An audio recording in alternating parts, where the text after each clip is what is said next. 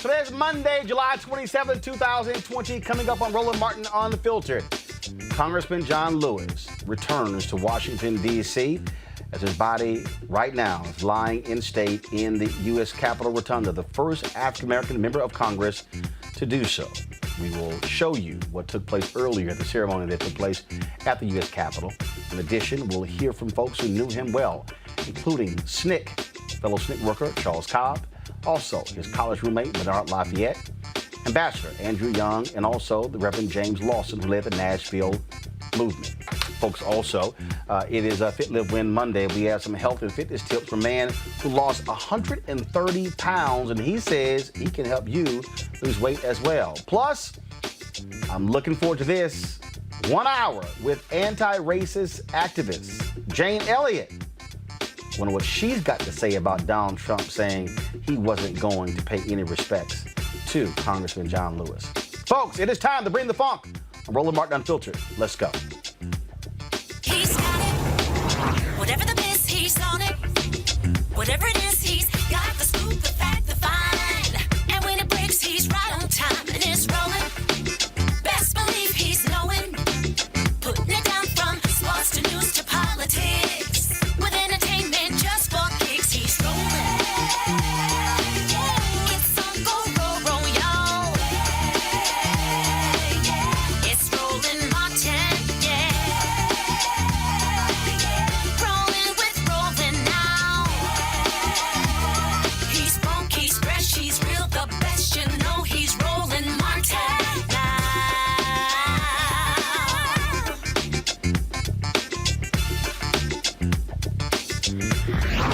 Martin.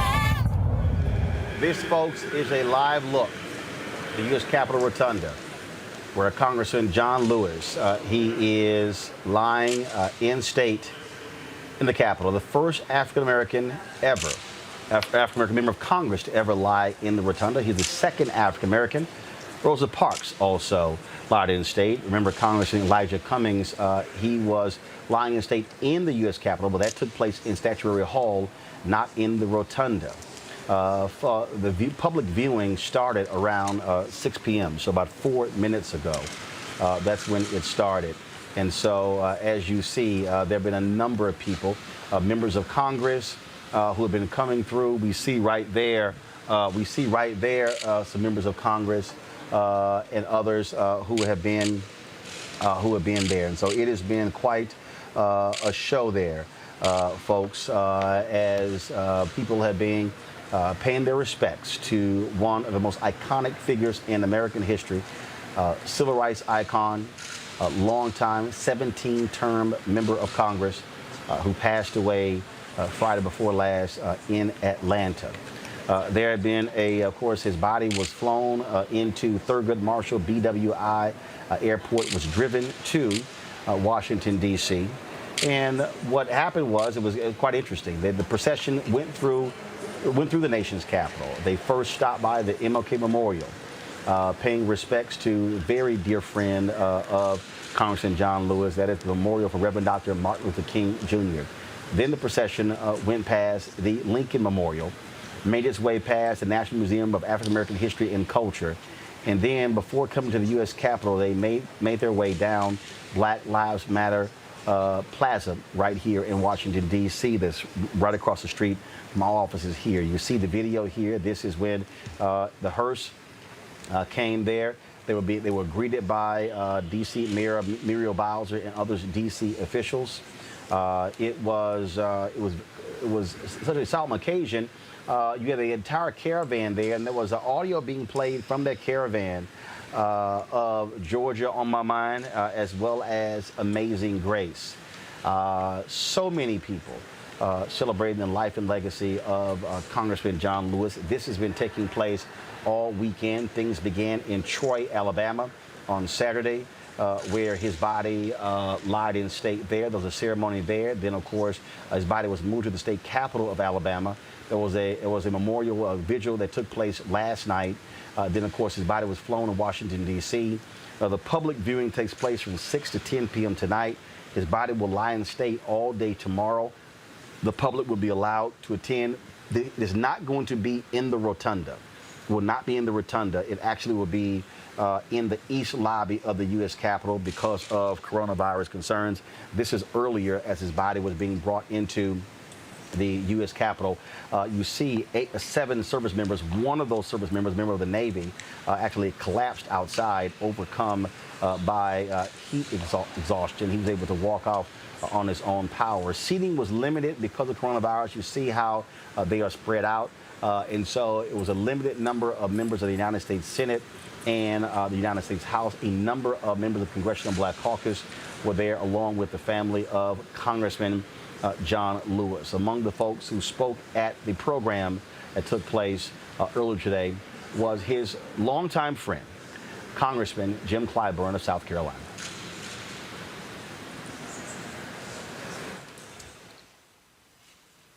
God grant me the serenity to accept the things I cannot change, courage to change the things I can, and wisdom to know the difference, living one day at a time, accepting hardships as a pathway to peace, taking as he did the sinful world as it is, not as I would have it, trusting that he will make all things right if I surrender to his will, that I may be reasonably happy in this life and supremely happy with him forever in the next. Amen. Joining us right now is someone who knew Congressman John Lewis very well. He is an icon himself. He is one of the founders of the Nashville movement, one of our greatest leaders, Reverend Jim Lawson. Reverend Lawson, always glad to talk with you. Welcome to Roland Martin Unfiltered.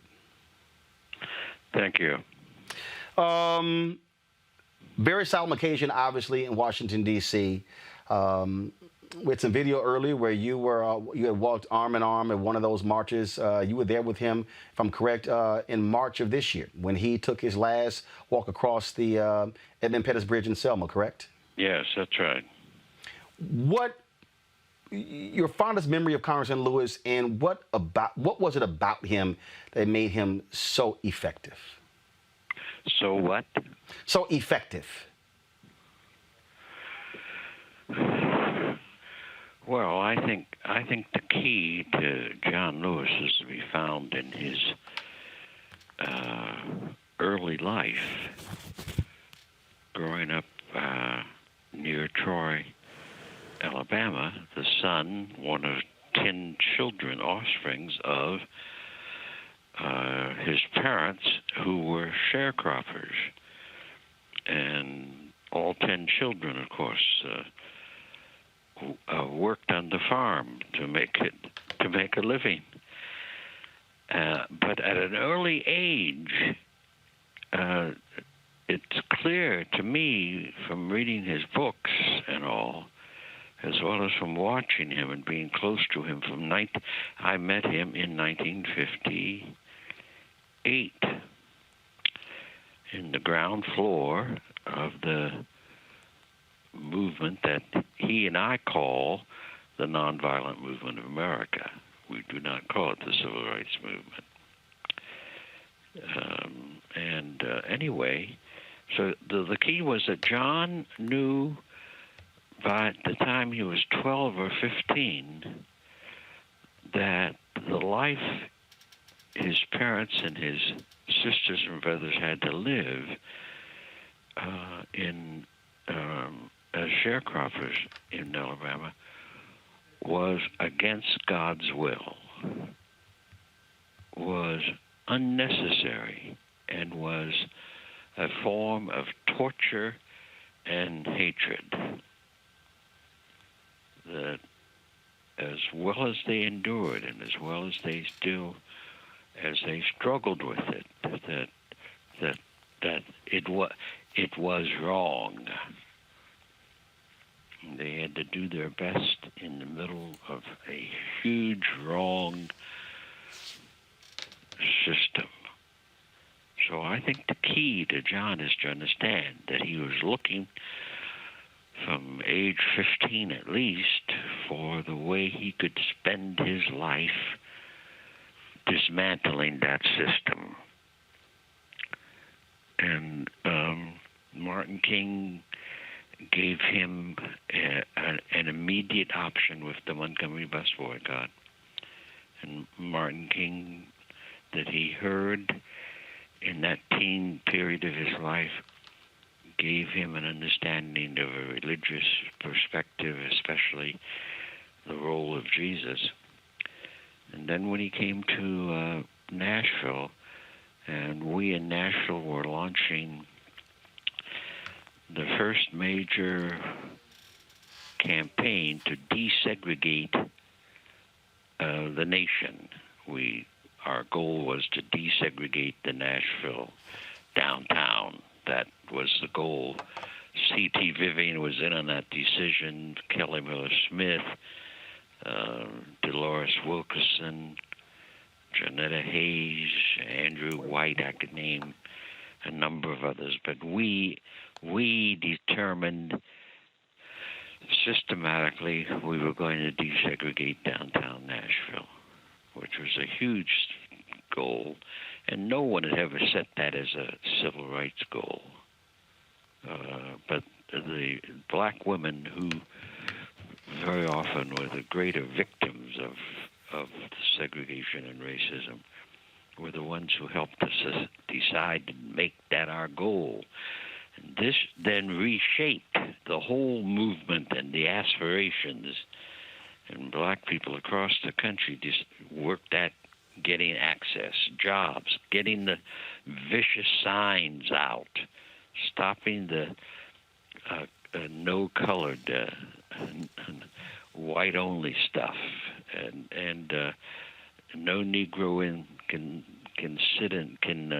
should be in this town after sunset. All of that stuff that was across the country, and so that essentially was the King Rosa Parks movement, because Nashville set the example, and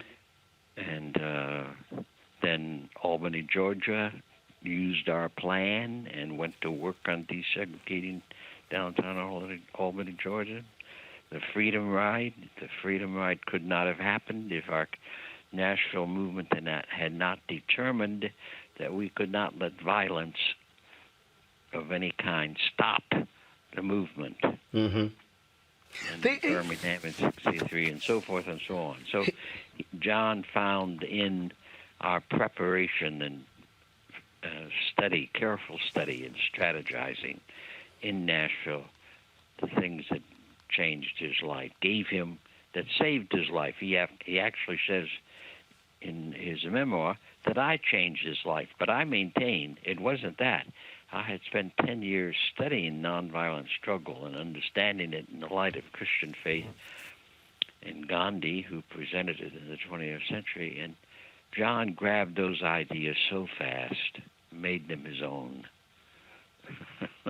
That is again, you obviously older than him. Reverend C.T. Vivian at the time was also older, and the thing that when I was talking to Ambassador Andrew Young, to point you just said, he said that John Lewis absolutely fundamentally believed with every fiber of his being in the non-violent aspect of the movement. He said that he embodied it. It has to be understood that one of the things I taught across the South was that Jesus was a nonviolent force. That Jesus' behavior in life was a declaration that there could be a godly order on earth that could be produced by and through the power of the life force and the power of love. So that's one of the very first pieces of work that I did in preparation of people, in helping people to understand what Montgomery bus boycott was about and how it could be translated into new campaigns. So John adopted that understanding of the Christian faith in Jesus. And one of the things I wish that in this period of time we would understand through John's death is that he was a man of faith and of Jesus-oriented faith, and that so much of Christianity in the United States is false religion and bad religion concerning Jesus, and so that the nation has an option to select, have you got good religion? And John Lewis had good religion. To that particular point, we're seeing what's happening in Portland right now. We're seeing these protests happen all across the country. I've had reporters calling me, people asking me as well, my thoughts on the actions happening there. Others are saying that there are provocateurs who are doing this thing on purpose. And not you speaking for him, but knowing him well and also speaking for yourself. What would John Lewis and what would Reverend Lawson say to these protesters in Portland, to say to protesters in Seattle, and to others where there are critics of these violent clashes? Well,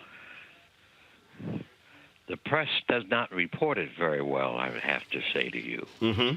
First instance, the violence in the United States, including the police shooting of George Floyd, is what I call the most violent culture in the world.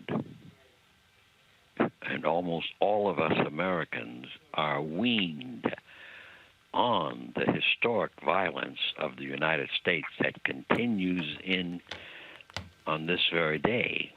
So that's number one. The police violence is a symptom of that culture of violence in our society. Mm-hmm. And the people who want to do looting, and the people out of some of the anarchist groups that I have visited with in a number of parts of the country, probably for 30, 40 years. They are all the progenitors of the culture of violence. That cannot be blamed on BLM, because BLM, I've heard the founders, and I've watched many of the demonstrations for the last 3 months. BLM operates out of essentially a nonviolent portrayal. Mm.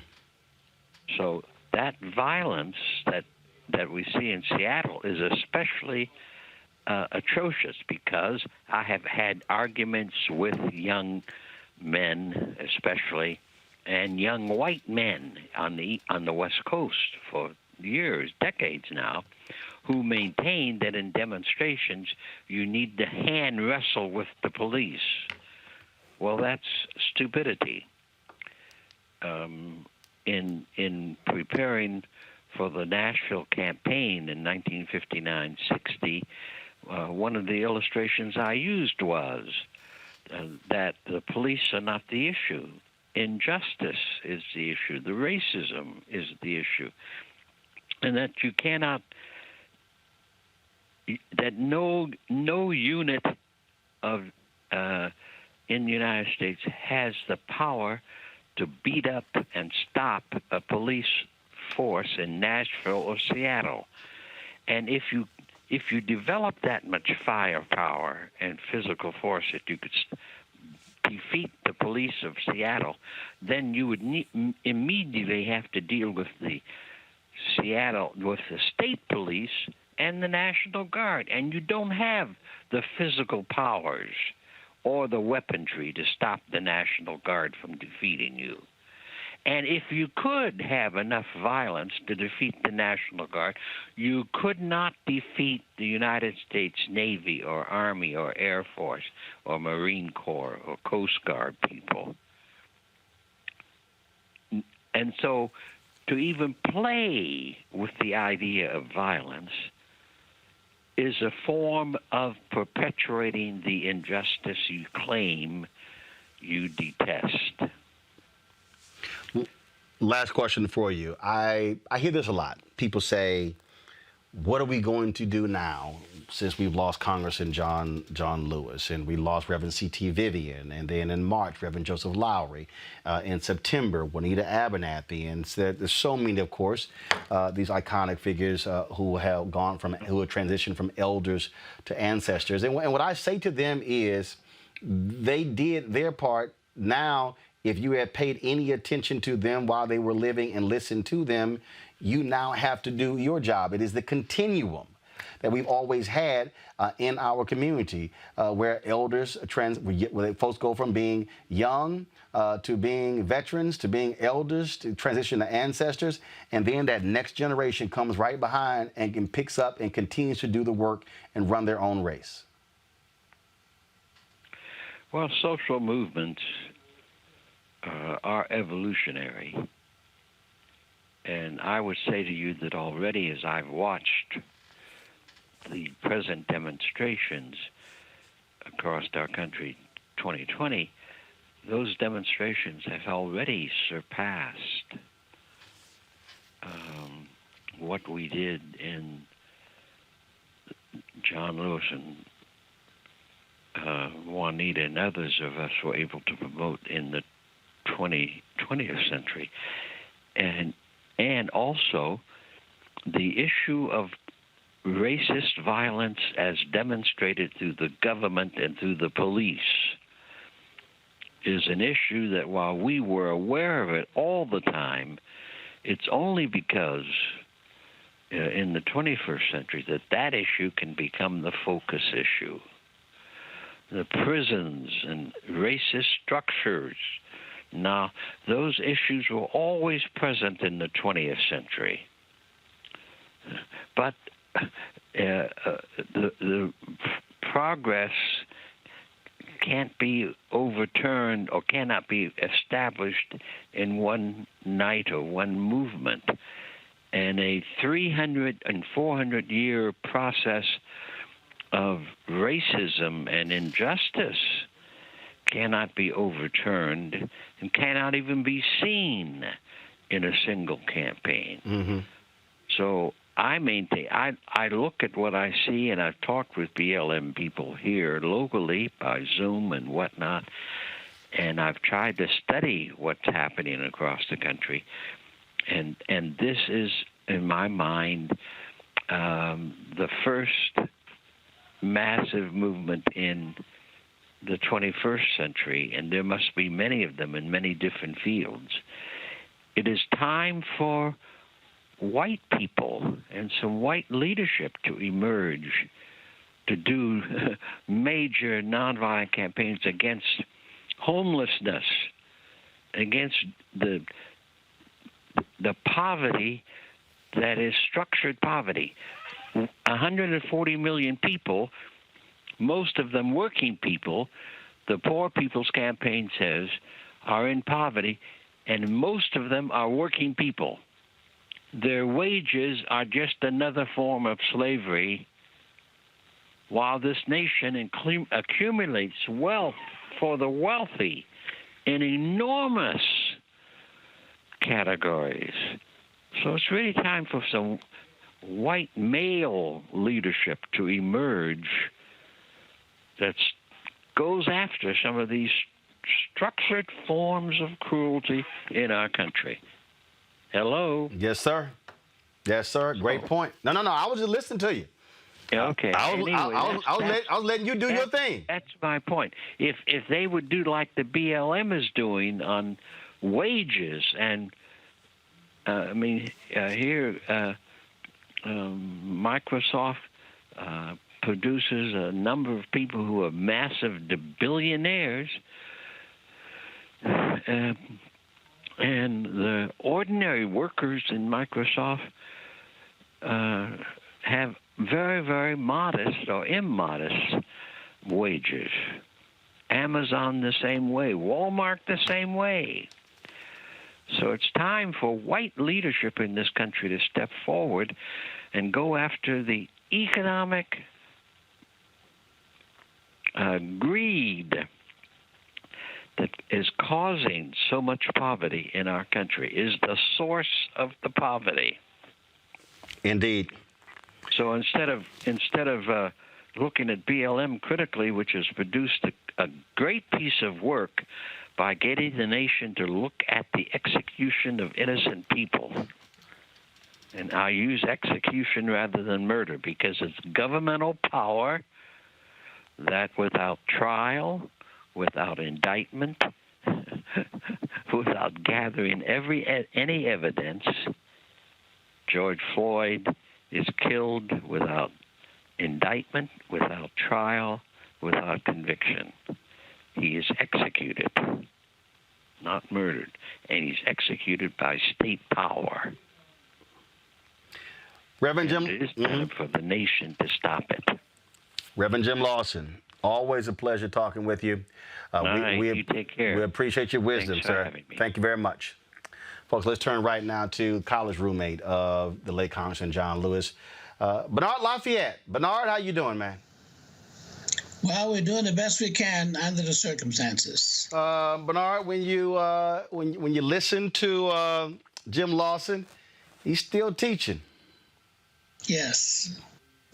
Yes, he is. And that's the thing that really inspired me and motivated me to get involved in the movement in Nashville when we were involved in the sit-in movement. He was the one that was conducting the workshop. There is no coincidence that you had a lot of young college leaders who actually matured, as they continued to follow the teachings that they had learned from Jim Lawson. Diane Nash, Marion Barry, the first black mayor of Washington, D.C., Jim Bevel, and others, of course. So this is one of the things that's important, and that's my life's work, training and teaching people what I've learned over the years, not only from my teachers, but from my experiences. So it's so great to hear him again. It's hard to believe after all of these years that he's still as strong and as coherent and clear as he is. And there's no better teacher. Congressman Lewis, you were telling a story, I heard you say it before, that basically he rode you hard to come down to the meetings. And he was bugging the hell out of you, so you would find, like, to get him to shut up, you're like, fine, I'll go with you. Yes, that's right. I was John Lewis's roommate, and he insisted that I would, go to these workshops. Now, I didn't know what a workshop was at that time, but I already had a lot of jobs. And so I was a janitor to the second floor, wash dishes, there in the cafeteria at the school, the American Baptist Theological Seminary. And I was also the assistant librarian and ended up being the librarian of the library. So I had a lot of jobs. And so I told him I did not have time to go to any workshops.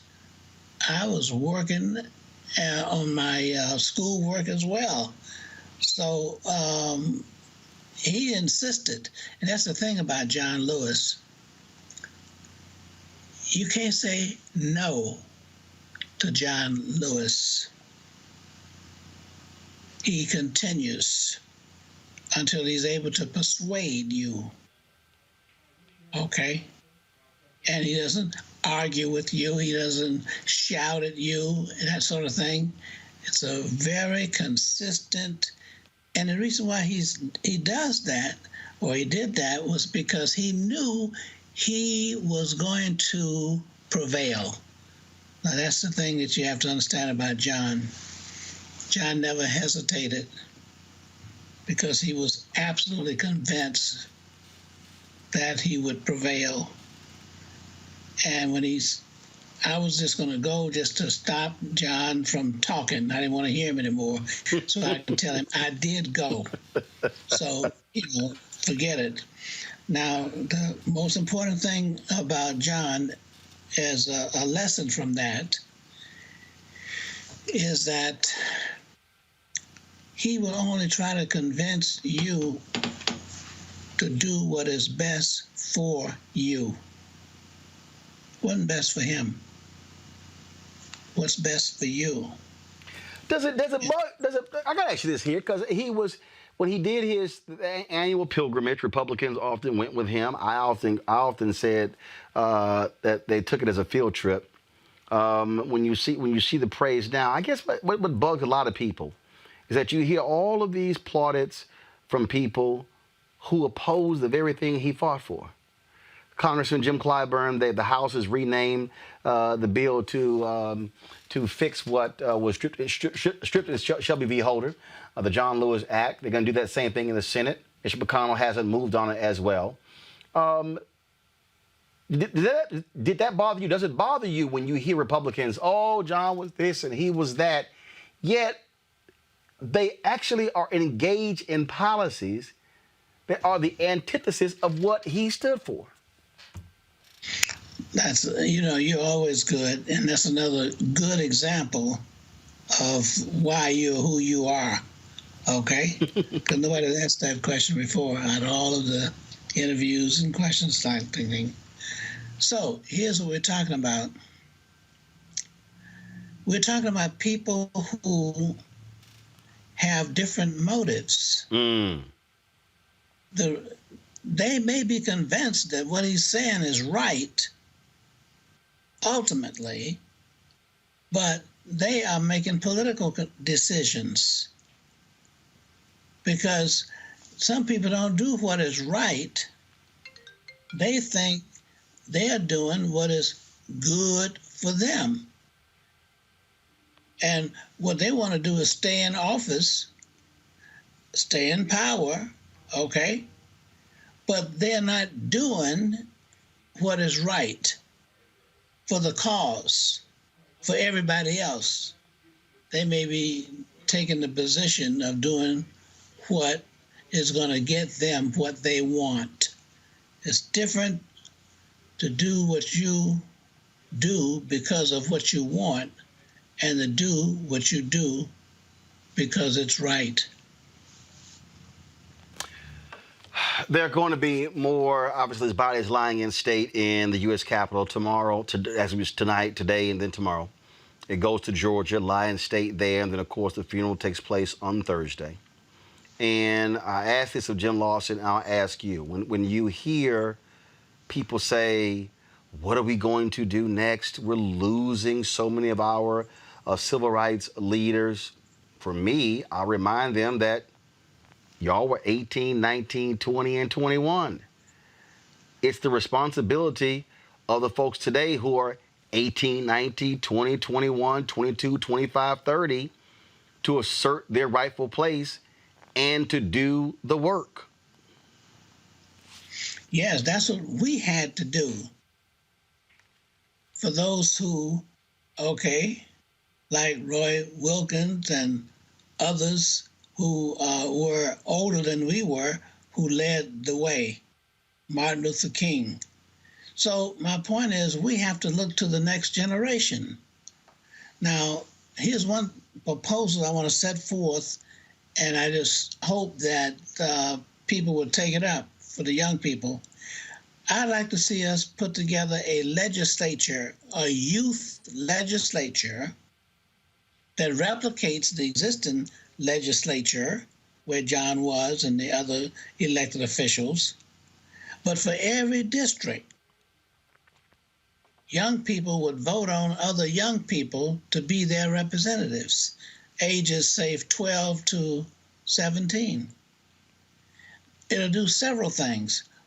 The first thing it would do is give the young people an appreciation for the process, that's involved in our democracy. Right.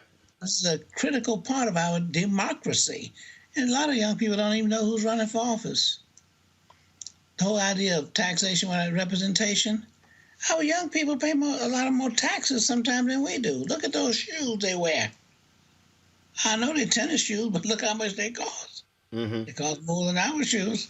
So my point is, we want them to be participation people, not just observing and hearing on TV, or whatever, but we want them to actually get out and vote for their fellow young people for office. it'll be set, and here's what will happen. Number one, they'll start getting more interested in our legislature and what bills that we have before us. In fact, they can vote on the bills before the adult legislature. And those legislators among the young people can meet once a month and have a party. In fact, it would be the youth party. Okay? Mm-hmm. Yeah, the youth party. And they could have a real party at the same time for all those who turn 18 and bring in their voter registration cards. Okay? Then you can invite some of the adults there to tell us what's going on and what decisions that are being considered and that kind of thing, etc. So they'll be practicing the government, okay, and before they start running the government. It's the same thing with sports. You have youth teams, so they get ready to what? Go to the college teams, professional teams, and that kind of thing. But you have youth. That's how you get to be good. It's called teaching civics. Yes, exactly. Teaching civics. Let's do that. And I'll tell you what, we'll have more involvement with young leadership and more talented leadership and more sophisticated leadership in our future. Now, that's what I'd like to see, and that's why I'm staying on my medication. All right. Bernard Lafayette, always a pleasure. Thank you so very much. We'll chat soon. And I'm proud of you, too, by the way. Huh? Okay. I'm proud of you. Okay. Well, I appreciate it. I appreciate it, sir. Thank you so very much. Thank you. All right, folks. Again, it has been quite the last several days. Of course, Congressman John Lewis, his family, waited until after the funeral of Reverend C.T. Vivian before they announced their plans. Like I said, they had the ceremonies in Troy, Alabama, in Selma, in Montgomery, now in Washington, D.C., and then they head, of course, to Atlanta on Wednesday. We go to Atlanta right now to talk to former mayor of Atlanta, former congressman from Georgia, former United States ambassador, of course, another one of our iconic figures in the Black freedom movement, and that is Ambassador Andrew Young. Oh, I'm sorry. Let me correct that. I'm sorry. His Excellency, the great, the most bountiful, the beautiful. Cut all that bull out. Cut all that bull out. So I just want everybody to understand. In fact, the night we were on the night Congressman Lewis passed, I was on the phone with Ambassador Young and John O'Brien, and he asked me how old I was. He's like, 51. He said, "You gotta call me more than Mister." No, come on. I was great. I loved it. Let me say that let me disagree with my brother Bernard Lafayette, and if you can call him back and ask him to call me. I lost his phone number. I got you. I'll text you his number right now. Okay, but you know, I tell a story of a young man who was about 14, and I was running for Congress, and he asked me what he could do to help, and I gave him a stack of bumper stickers. And he and his boys went around the neighborhood cleaning off people's bumpers and putting their bumper stickers on, and I got elected to Congress. One day I got a call, and he was calling in, and he didn't say Congressman. He said, "Tell Andy I'm on the phone." And I picked up the phone, and he said, "Look, I'm trying to get into Morehouse. Can you help me?" I said, "Well, you help me get into Congress, I can help you get into Morehouse." So I put him into Morehouse. I called, his grades weren't that good. And I told people at Morehouse, I said, my grades in high school weren't that good either. So I wish you'd give him a chance. Well, I stayed in Congress 4 years. Then I went to the UN. Lo and behold, he calls the UN and asks for Andy. And I said, little brother, I said, I is an ambassador right now. You got to call me ambassador. He said, you still Andy as far as I'm concerned. He said, but I need your help. I need to get into law school. See, and I said, well, where you want to go? He said, didn't you go to Howard? I said, yeah, I went to Howard. He said, if you could get me in Howard Law School, I said, how did you do on the LSAT? He said, I don't know, but I could have done better. And I said, well, let me try. So I called the dean and I asked him to give this boy a chance. Doggone if he didn't get into Howard Law School. I was at the UN 3 years, came home, and they made me run for mayor. So here I am, the mayor of Atlanta now, and we started building the Atlanta airport, and we had to borrow $300 million. And I had to go to Wall Street to sign the debt for these bonds. When I get into the Wall Street law firm, who is sitting on the other side of the table with this same little colored boy that I've been nursing through school all the day? And I said, what the hell are you doing here? He said, I'm telling you how to get this money. I said, what do you mean? He said, you don't know what you're doing. I'm here. I've been to law school. I said, well, tell me, how much do you get for sitting over there on the other side of the table telling me what to do? He said, well, the fees to our firm are $600,000. I said, what? I said, you making $600,000 in one day's work and they ain't paying me but $50,000 for a whole year as mayor? He said, well, you should have gone to law school. And now that's what I see in politics. So I think young people need to get ready to guide us, and they need to spend as much time in school, but as much of their free time in politics.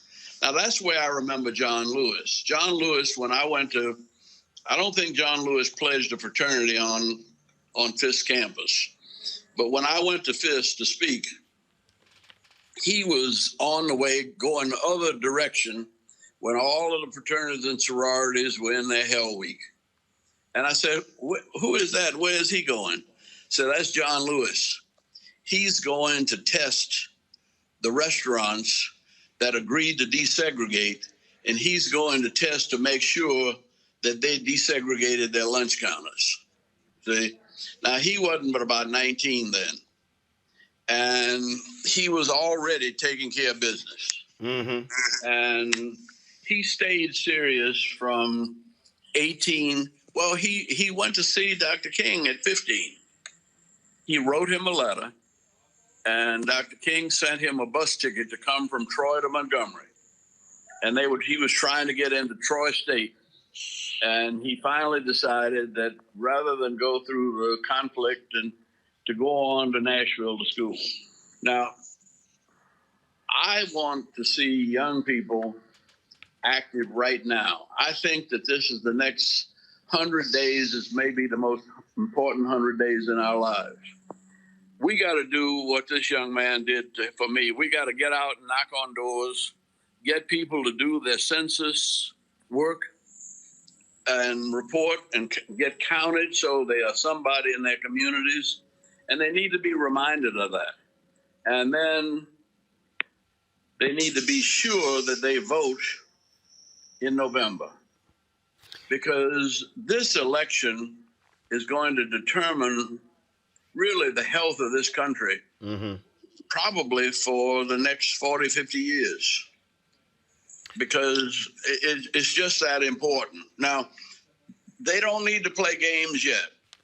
I mean, they don't need to play legislation. They can talk to their congressman. They can talk to the people who are running for office, and they can be represented now. And this is the only game that counts. They have done a marvelous job with Black Lives Matter. Mm-hmm. I've never seen a demonstration that went around the world in less than 30 days. They were marching for Black Lives Matter in New Zealand, mm-hmm. way down in the bottom of the earth, see, all over Europe, all over Africa. People were talking Black Lives Matter. So they made their point. Now is the time to get on the case and take care of real business in the real Congress of the United States. And state capitals and, And state capitals. county commissioners' courts, city halls, school boards, where the policy is being made. It's the district attorneys Right. that are making all these cases and sending all these people to jail. Make sure you have a district attorney that you know that you trust, and that will look out for the interests of black people. I mean, you can be put in jail for almost anything. Spitting on the sidewalk. Yep. And it's not just white policemen, there's black policemen too. But we need black policemen because we got some crazy folk out here. And we need to integrate our police forces, and we need more women on the police forces. I've found that our police force here in Atlanta, when I was mayor, was half and half black and white, and a third of them were women. And the women use their brains. The men tend to rely on their brawn. And the men are more likely to shoot you than women. And so we got a lot of work to do. And I don't think we can put off any longer. We can't wait for you to grow up. You got to grow up now. Yep. And start taking care of business. And just as, we went ahead of you all, Thurgood Marshall went ahead of me. Yep. I went to a courthouse when I was 9 years old, and I saw Thurgood Marshall, pleading the case. When I was 29 and went to work with Martin Luther King, he had been working on these court cases. He had been working on these legislative bills for 20 years. So we had a framework that we could just fit right into. Unfortunately, there isn't a framework already in place that Black Lives Matter can just turn over to us adults. They need to sort of define that and redefine what law enforcement is. Mm-hmm. And they need to redefine how money is invested. The most important thing they could get out of this is elimination of student loan debt. Yep. And it's dealing with real power and real money. Marching is symbolic. Right. But money and political power is substantive. And so I just want to push you toward the substance. Last question for you. Got to ask you this here. I asked Jim Lawson to weigh in. What do you have to say about what you're seeing in Portland? I talked to some activists, and they said that, they said whites should not be centering themselves. The Portland NAACP leader is saying, hey, what y'all are doing ain't helping the movement. Just your thoughts on it. My thoughts are that they ought to quit. You see, and I'm not being racial about it. I'm saying that the Chinese had a demonstration in Tiananmen Square. And when the police showed up, they wanted to stand there and be bad. And they got beat up and they got wiped out and they got thrown into jail, and the freedom movement was killed in China. That didn't happen in Poland. In Poland, they'd make their demonstrations, and when the Russian tanks would show up, they would get up and go back to work. And then when the Russian tanks left, they would come back a week or a month later. But they never had a confrontation with armed forces. Mm-hmm. See? Now, you cannot win a confrontation with an armed army. Got it. I've been tear gassed enough times to know that when you get tear gassed, you're going to get sick, and you're going to stop that. Whatever you're doing, you're going to stop it. And they need to stop it. Go back, work on the census, work on this election, and develop an agenda that they want the Congress to take on in January. When they come in, they should come in with a list of legislative suggestions. And that can be almost anything they think of. Right. But they've got to provide the votes in the Congress yep. and the Senate to make their symbolic actions substantive, powerful activities. Ambassador, Mayor, Congressman, Alpha Man, Andrew Young. God bless you. I appreciate it, sir. Thanks a lot. Thank you. Yes, sir. Tell Bernard to call me. I will tell. I've already texted you his number. I'll text. Okay, thank you. I'll hit him up. All right. Thanks a lot, sir. Bye. All right, folks. Charles Cobb is one of the folks who worked in SNCC and on the front lines doing his thing. He joins us right now. Hey, Charles. Hey, Roland. How are you doing? I'm doing great, man. Haven't seen you since last year when we were passing through the airport when I was at the Black Journalist Convention in Miami. Right. And I was really looking forward to the SNCC 60th here in D.C., but coronavirus canceled that. And so I am hopeful we'll be able to hold it next year in 2021. Yeah, we actually have a date for June of 2021. Oh. I think it's June 3rd through 5th, but don't hold me to that. Well, you keep but me it will abreast. be in June of next year. Keep me abreast of that In DC. because we want to shoot a lot of that, live stream as much as we can. So look forward to that. Just for our audience, when did you first meet John Lewis? Did we lose Charles? All right, folks, we'll go to a commercial break. When we come back, we'll get Charles Cobb back on the phone. We'll have a talk with him. We'll also talk with a brother who lost 130 pounds, and he says he can help you lose weight. And then my conversation with Jane Elliott. That's next. Roland Martin Unfiltered. You want to support Roland Martin Unfiltered? Be sure to join our Bring the Funk fan club. Every dollar that you give to us supports our daily digital show. There's only one daily digital show out here that keeps it black and keep it real as Roland Martin Unfiltered. Support the Roland Martin Unfiltered daily digital show by going to RolandMartinUnfiltered.com. Our goal is to get 20,000 of our fans contributing $50 each for the whole year. You can make this possible. RolandMartinUnfiltered.com.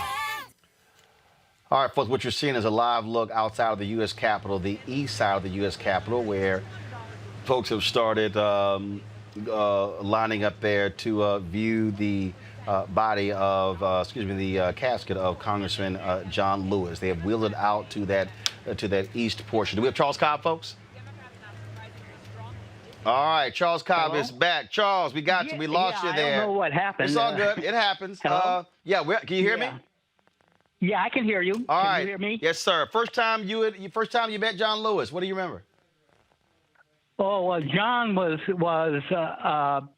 chairman of SNCC then. He had just been elected by acclaim, by the way, to become the chairman of SNCC. That was in 1962. And the first time. Hello? Yeah, we're here. Go ahead. Oh, okay. I'm hearing another voice coming. Okay, it was in 1962. He had just been elected by acclaim to become the chairman of SNCC, which I think, as I recall, that was in Nashville, Tennessee, Yep. at a SNCC conference. And there was a conversation, and John, I didn't really know him that well, but people were telling me, because I was pretty new to SNCC then too, and people were telling me that, pointing him out to me as a guy of unimaginable courage, because I was curious as to why he was elected chairman by acclaim.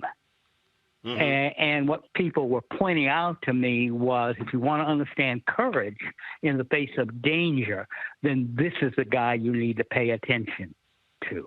And I had a brief conversation with him because he was getting ready to go to Cairo, Illinois, because there was a series of protests going on in Cairo, Illinois. And I told him he should look up my great aunt Hattie, who was very active in civil rights in that southern Illinois city. Folks, while Charles is talking, you are seeing right here Secretary of HUD Ben Carson and Vice President Mike Pence paying their respects to Congressman John Lewis on the East Plaza of the U.S. Capitol. Donald Trump made it perfectly clear he is not going to pay his respects. We were not shocked by that at all. Going back to Charles Cobb, Charles, the thing, when I had a conversation with Congressman Lewis in 2018, he said that the demise of SNCC was so painful because it deprived young folks of their own national organization for them to be able to be involved in leadership. You agree? I agree with half of it. Okay, go ahead. Yeah, I agree with the first part. It was painful, but I should also make the point that it was slow. We could have a whole conversation about the demise of SNCC, which really you begin to see from about 1966 into the early part of the 1970s. There are complicated reasons for that. I don't think you can point to the demise of SNCC as a reason young people didn't have a way to, didn't have a national voice and didn't have a way to express what they wanted. Because remember, in the wake of SNCC came the Black Panther Party, Right. which was a national organization. And that was an organization, and again, there are lots of contradictions in the party, but it was an important voice sabotaged by COINTELPRO in the 1970s, in the aftermath of SNCC. In fact, the Panther of the Black Panther Party was borrowed, or they wrote us, Huey Newton and Bobby Seale, asking SNCC if they could use the Panther SNCC was using in Lowndes County, Alabama. And so I think we have to be careful about cause and effects here with respect to this. I think struggle itself ebbs and flows. And I don't think you can, and I don't think you can attach the demise of any particular organization to the reason struggle ebbs. Or you can't, if you look at Black history in this country, struggle has been fairly continuous. Got it. And that's part of how John was able to emerge as a young man from Alabama. It is certainly a huge loss. The focus of so many people, and I think, and what I also hope that people realize that John Lewis was not the movement. He was not SNCC. There were so many other people who were involved, and those stories are equally important because it was a movement of people, of a number of people, many known, a lot unknown. Yeah, if you look at John's life, what you see is a life rooted in the Black community. That the real lesson of John's life and work, and certainly during that period when he was involved with SNCC,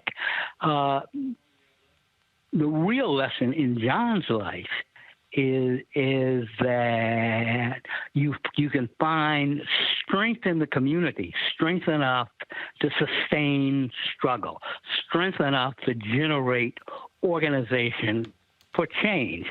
John didn't come out of nowhere. And he was shaped by, as you say, by a range of people, most of whom have disappeared from the pages of history, and shaped by a lot of, you can't talk, for instance, about the Selma to Montgomery March without talking about the struggle in Marion, Alabama that preceded it. And I heard Andy on the phone just before I came on, and I thought about Marion because that's where Andy's wife was from. But that struggle in Marion, Alabama was the real trigger for the Selma to Montgomery March, and to look at the Marion, Alabama struggle for voting rights, which was led by SCLC. To look at that struggle is to look at a model of community organizing at the grassroots, and it was the assassination of Jimmy Lee Jackson within the context of that work that triggered the Selma to Montgomery March. Everything tracks back to the community, and here I'm talking about the Black community. Yep, absolutely. And John's life is rooted in the struggles of the black community. Charles Cobb, always a good talking with you, man. I appreciate it. Thank you so very much. Good. Okay. We'll chat soon. Thanks, sir. Folks, real quick break. We come back, Fit, Live, Win. We talk to a brother, lost 130 pounds, and he says he can help you. And after that, my conversation with the great Jane Elliott right here on Roland Martin Unfiltered. You want to support Roland Martin Unfiltered? Be sure to join our Bring the Funk fan club. Every dollar that you give to us supports our daily digital show. There's only one daily digital show out here that keeps it black and keep it real as Roland Martin Unfiltered. Support the Roland Martin Unfiltered daily digital show by going to RolandMartinUnfiltered.com. Our goal is to get 20,000 of our fans contributing $50 each for the whole year. You can make this possible. RolandMartinUnfiltered.com. All right, folks, imagine being 330 pounds and you say, you know what, I'm tired of this, I'm ready to lose some weight, and you drop 130 pounds. Well, that's exactly what my next guest, Rodney Lenon, did. He joins us right now. Rodney, how you doing? Hey, Martin, how you doing, Mr. Roland? It's great chatting with you. We see those photos there. So the photo on the left, that was when you were 330? Yes, sir. And then, of course, on the right, that's what, 200 pounds? Yes, sir. Man, what? So how did that happen? So what? Were you playing sports? Did you just simply were you always big? Did you just so what happened where your weight got that high? And when you said, you know what, I got to drop this, man. It's we got to change. I'd always been an athlete. Played football in high school. Wrestled at the same time. Fresh out of high school, I got my record messed up. Got my identity stolen. And it just had me in a really depressed state of mind. Got severely depressed, losing family members at the same time, going in and out of the court systems. And, it just weighs on you. And right when I got that case off of me, I beat it. And I moved to Georgia. I stayed with my brother. I'm going to get my life together. And our mother passed away. So that really took me a little bit further down that depression. You know what I'm saying? So it took me beating my wife. I met my wife online. She knew that I was a good guy, but it was just something wrong. It was something off about me. It took me about 3 months to tell my wife, at the time my girlfriend, that my mother had passed, and then it all made sense to her. So we went through our relationship. I was still a little depressed. It was weighing on me. I had that cloud over my head, but it took for her to walk in that room. She had that pregnancy test, and she's like, we're expecting it. That's when the light bulb went off, and I knew my son was on the way. So I started getting my act together, and then... How long ago was that? That was in 2018. So you were in 2018, 2 years ago. You're 330. Your wife says I'm pregnant, and then you say, you know what? I got to change. I got to change it. How long did it take you to lose 130 pounds? It took 55 weeks. For 55 weeks, I averaged 2.6 pounds a week. And what folks are already asking is, how did you do it? Because what happens is, you got diets left and right. You got folks who are running and jogging and working out, and people say, man, I'm doing this stuff, I'm seeing no results. How did you do it? I prioritized. First, I became a trainer myself. That's something I had always been passionate about before I got overweight. So I went ahead and pursued my passion, becoming a trainer. I got certified. And then I looked for a mentor. I told myself, I don't know it all. I need somebody to teach me the ropes, somebody that's been there and done that in the career I'm going after. So that's when I reached out to my mentor, A.J. Ellison. And he says, well, if you want to do what I do, we got to start from the very basics. You got to learn. You got to lose that weight first. Then I'll show you the rest. I knocked off the weight. It was just a journey, man. Just every single day, every single week, doing the tiny little things that add up. Kind of like if I asked you to chop down a tree, I gave you an axe. And you wouldn't try to chop that tree down with one swing, would you? No, you would try to just fixate at one point, and you would hit that tree, hit it, and eventually that tree will fall over. So I look at weight loss the same way. You got to stop trying to look at a big goal. Oh, I have to lose 130 pounds. That's so much. You're going to get overwhelmed. Focus on just 2 to 4 pounds a week, every single week consistently. And before you know it, man, you're down 40, 50 pounds. And that momentum right there will give you all the encouragement you need to keep going. So when it came to, because here's the other piece, we talk about diets and things along those lines. There are a lot of people who think I just have to just totally change everything and I got to eat a whole bunch of foods I don't even like. No. You really focus on that saying, no, you don't have to do that. Nope. No, you don't have to do that. You have to you look at the foods that you eat on a daily basis. It could be Taco Bell, it could be KFC, it could be Cheesecake Factory, or whatever you fancy. For myself, I looked at what I ate on a regular basis that was getting me overweight. I was eating a lot of Mexican food. I was eating a lot of Jamaican food. I was eating a lot of Asian food, a lot of Thai and stir fries and stuff like that. So I started to incorporate those styles of cuisines into my day-to-day meals that are on my nutrition plan. And I stuck with it. Those three cuisines, Jamaican, if I'm cooking my chicken breast for the week for my meal plan, I go ahead and put some jerk rub on there. I'll do like an Asian stir fry. I have a Mexican hot sauce I can't get enough of. So I'm eating the same kind of foods. It's just I cleaned it up a little bit. Portion control also a part of this? Yes. Consumption of water, rest? Plenty of water, plenty of sleep. But the biggest thing people neglect is they think they have to just hack away at the carbohydrates, and they neglect resistance training. You have to have those carbs in your diet to help you perform. Okay, so when you say resistance training, what does that mean? Resistance training, and I talk about it in my ebook, Fit for My Family, Down 130 Pounds. The 4 types of resistance training that I recommend: barbells, dumbbells, kettlebells. You can even do TRX suspension training, body weight, push-ups, pull-ups, squats, dips, lunges, those things like that. Any kind of resistance you can put on the body to overload it, to give it a bigger overload than it's used to. So with resistance bands, is that also a part of it?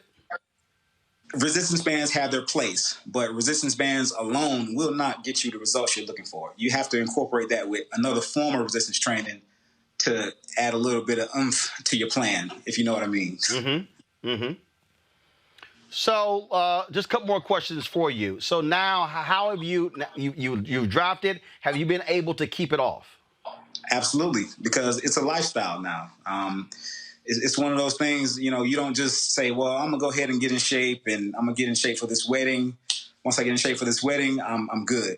No, you'll gain that weight back so fast. Before you know it, those 40 pounds you lost for that wedding will jump right back on you unless you continue eating the same way you got that weight off.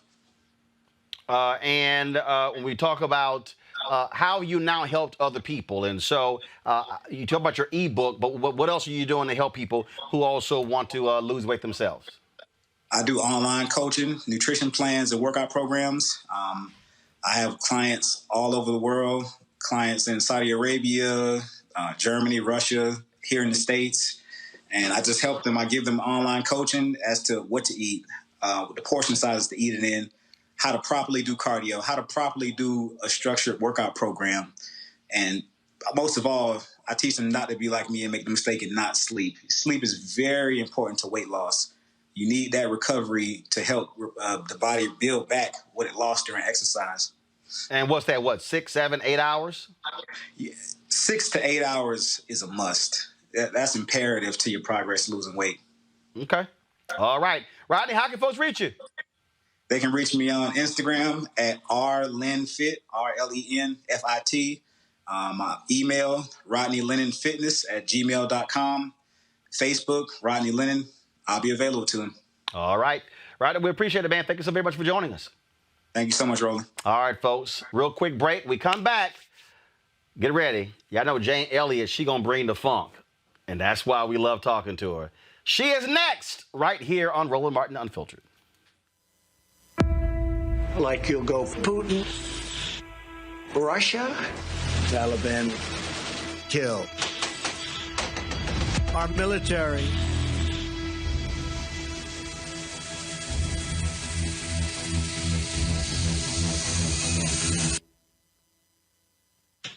All right, folks, that is one of the anti-Trump ads that was run. Normally what we do is when we have our panel here, we run a block of those ads and then we talk about those ads. And so there are a lot. So trust me, so many dropped this weekend. It's crazy. We got a number of them that have actually dropped this weekend. So we're looking forward to having our panel back tomorrow because, of course, the John Lewis coverage. And then we're about to dedicate an hour conversation with Jane Elliott. That's why we didn't have the panel. So So we're really looking forward to that conversation. Also, great conversation there with Rodney. So a lot of people out there, people have been reaching out to us, folks, about our Fit, Live, Win segment.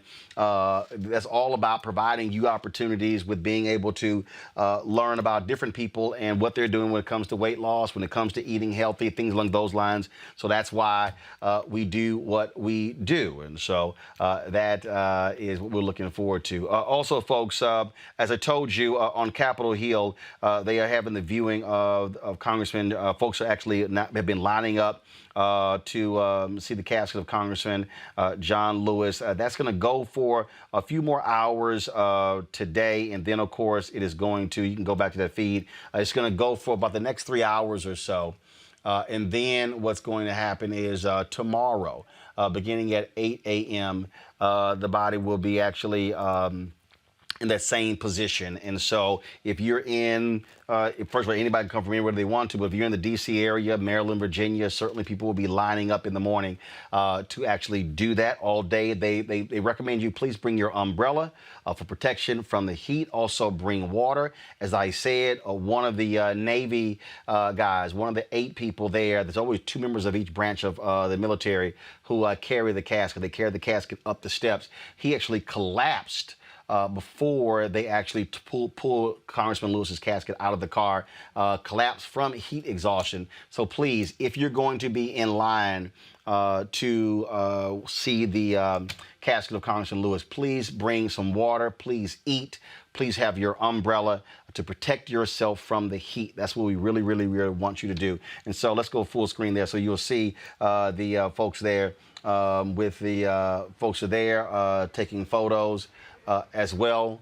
Go ahead and pull the audio up.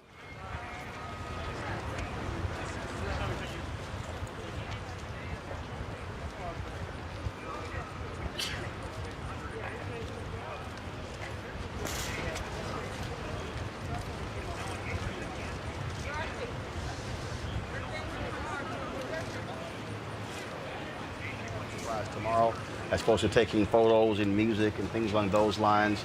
As they celebrate and commemorate the life of Congressman John Lewis. He, of course, he was lying in state this weekend in his hometown of Troy, Alabama. They then, of course, moved his body, took it to that in Selma, in which was an amazing display as that body was being carried across the Edmund Pettus Bridge. I'm going to show you that in a second. It was just, it was really amazing to see that. He was just there in March, his last visit for the Selma Jubilee. He was just there, and it was a sight to behold. The rose petals that were on the Edmund Pettus Bridge, those rose petals represented the blood that was shed there. It took place, of course, during Bloody Sunday. It was, it was a moment. It was a moment to watch, behold, as the transport there. You can go to the video, please. This is what it looked like. His body was at Brown Chapel, and they put him on that carriage right there, and horse-drawn carriage as they went across the Edmund Pettus Bridge for the final time for Congressman John Lewis.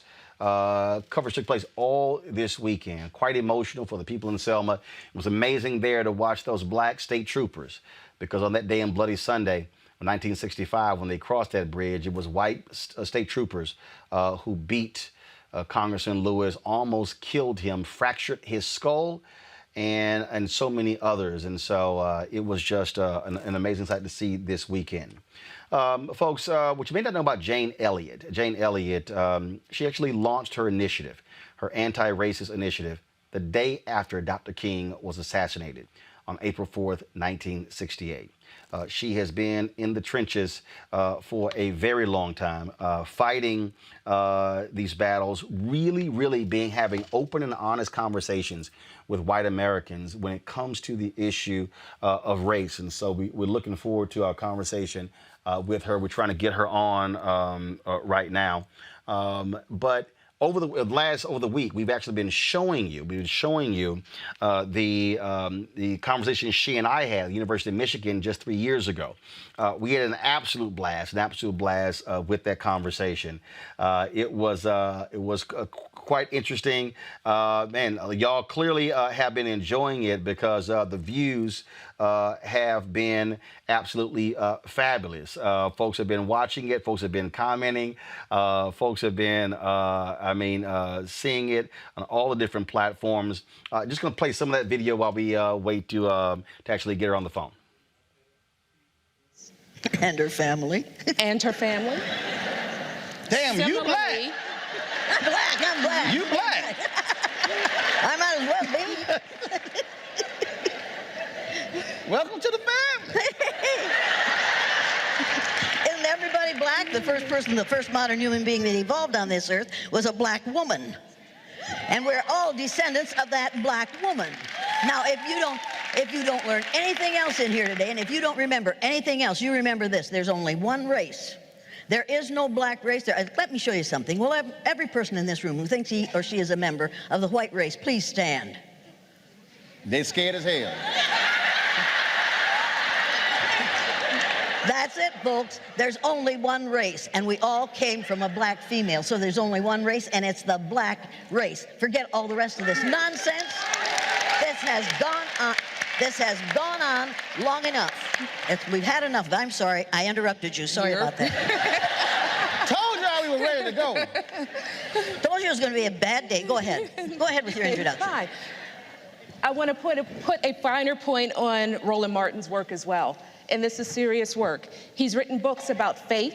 He's a civil rights activist. He's a human rights activist. And likewise, he receives death threats, trolls to his email accounts, his website accounts. Folks who do righteous work are a threat to our society. I will make one correction. I do not consider myself to be a civil rights activist. I am a journalist. But as a journalist, I am a journalist in the pursuit of truth and justice. And so when you look at the work, so whether you talk about Frederick Douglass, Ida B. Wells Barnett, when you talk about Robert Abbott, Ethel Payne, all these individuals who work within the black press. And I make that distinction because it's important. Mm-hmm. Because I've worked in mainstream media, I've worked in black press. The reason black press, that's critically important, because that's where you've seen the most truth. Black press has forced mainstream media to do its job when it comes to these issues. And so what often happens is when we're trying to talk about these issues, what happens is when you go into a mainstream environment, even the phrase mainstream actually means white. Because they'll say, oh, black media, Latino media, mainstream. I went, well, if that's black, that's Latino, that got to be white. And so then the expectation, because seriously, this actually happened in 2007, and to understand what we're going to talk about, why you experience this, because you have to understand the role of media. Anytime across the world there is a coup anywhere in the world, they get control of the guns first, media second. They get control of media before the banks. Think about that. Control of media before the money. So you understand the power of media. When I was at CNN 2007, I did a pilot for a show, and I got Senator Barack Obama to agree to come on the pilot, which means it was never going to air after he announced he was running for president. During the conversation, I was talking about health care, and I mentioned the word, I said, man, that hurt a brother when I had to file for bankruptcy because of health care costs. Ken Jouts, Executive Vice President for CNN at the time, over HLN, we were meeting. This is literally what he said. He said, be careful using the word brother because we don't want to scare off white viewers. Then he said, I also showed this to my wife, she agreed. I was like, ooh, the white wife agreed. Now think about that. I'm talking to a black United States senator. I'm using the vernacular, man, that really hurt a brother. Natural. Now Larry.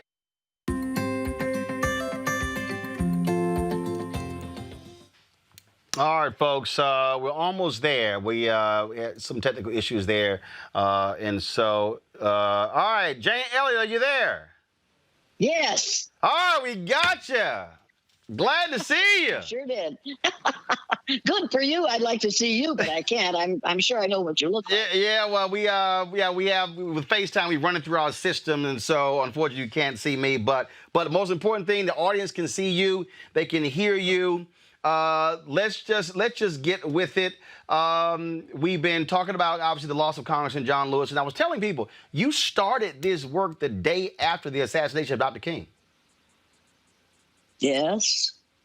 Why? What was that? Why did you say I have to commit myself to this? Because I was teaching third graders in all white, all Christian Riceville, Iowa. And Martin Luther King Jr. had been one of our heroes of the month in February, along with George Washington, who owned slaves, bought and sold people for money. And incidentally, never told a lie. We can't say that about our present president. Abraham Lincoln, who obviously was our first black president since he was part black, part white, and part Cherokee Indian. And he refused to free the slaves until he absolutely had to.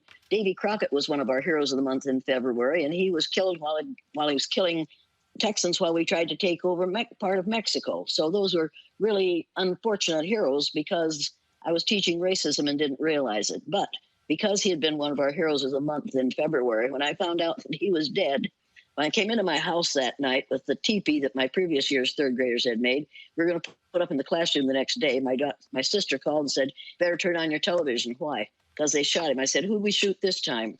And she said, Martin Luther King Jr. And for a minute, the world stopped spinning. And I can't talk about it without getting sick to my stomach.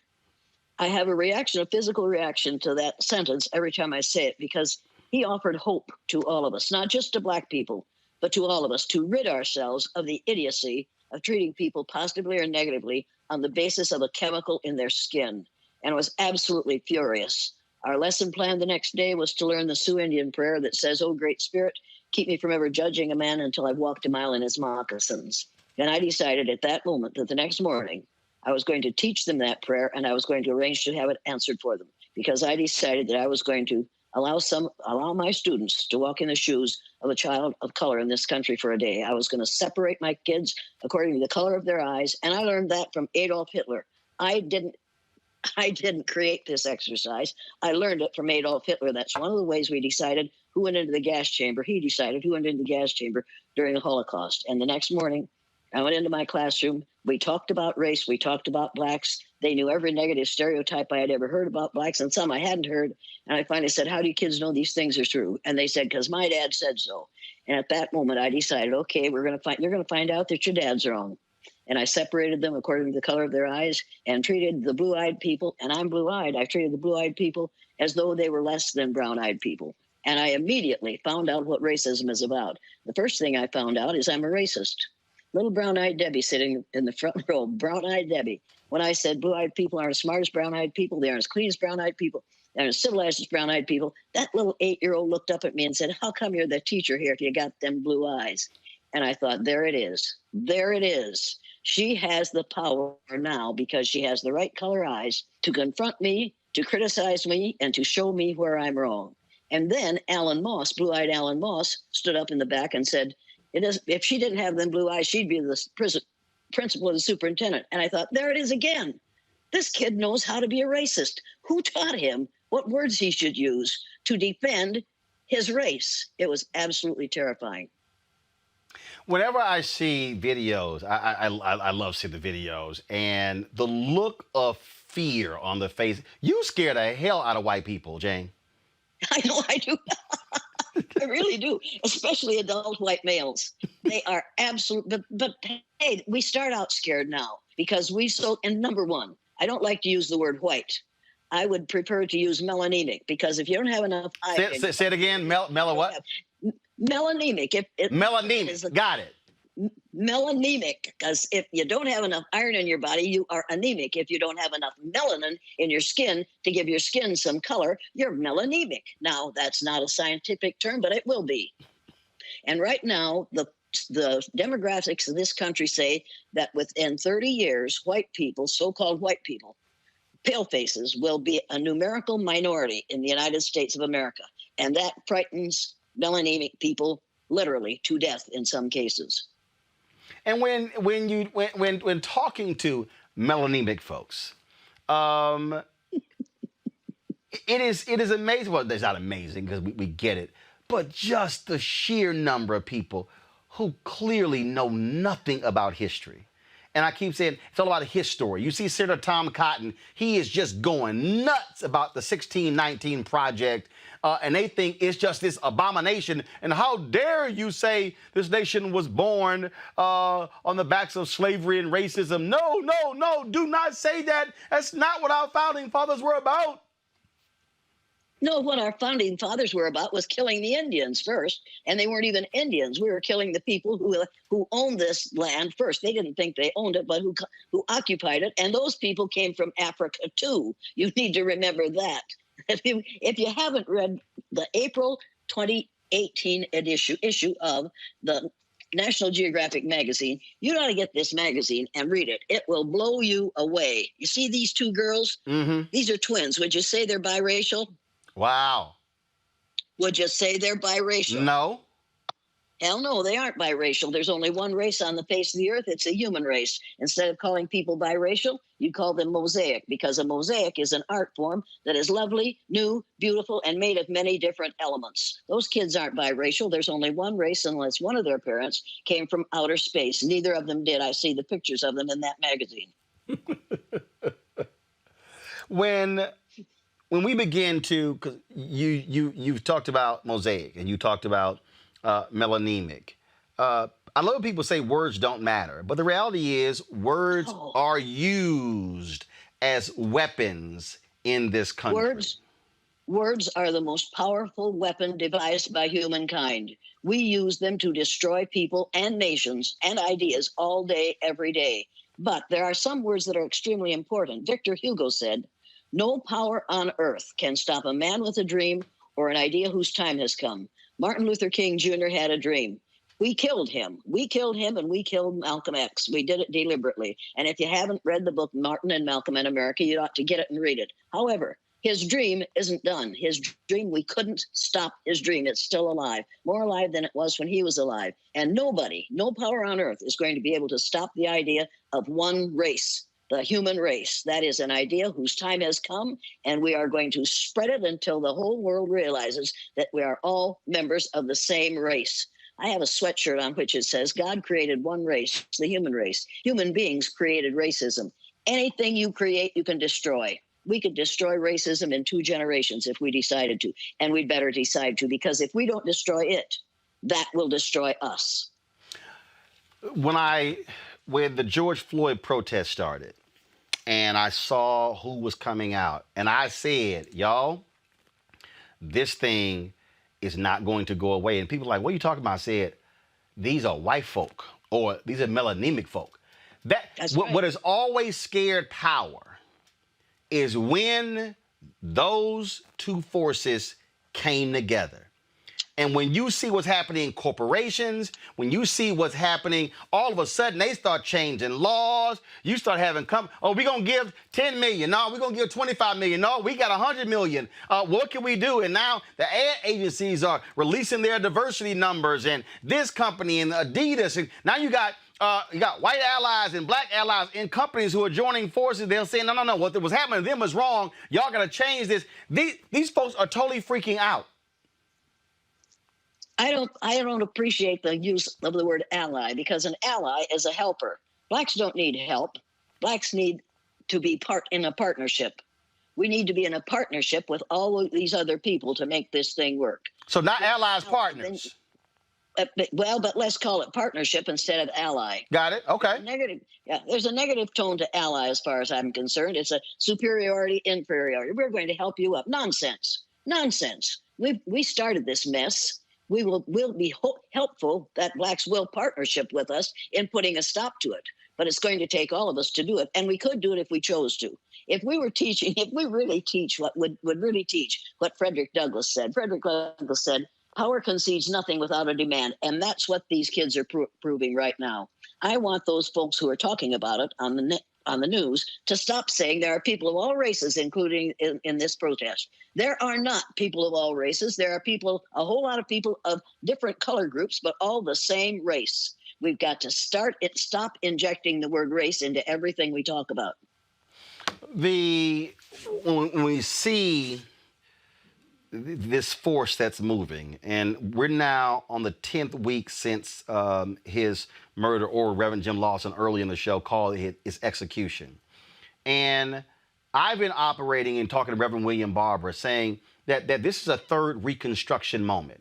That we shouldn't look at this as, well, you know, we can change this, change that. No, Reconstruction means reconstructing, rebuilding, not just saying let's go to the old normal. Let's even just junk that, saying no, here is the new pathway forward, how we should be operating in this country.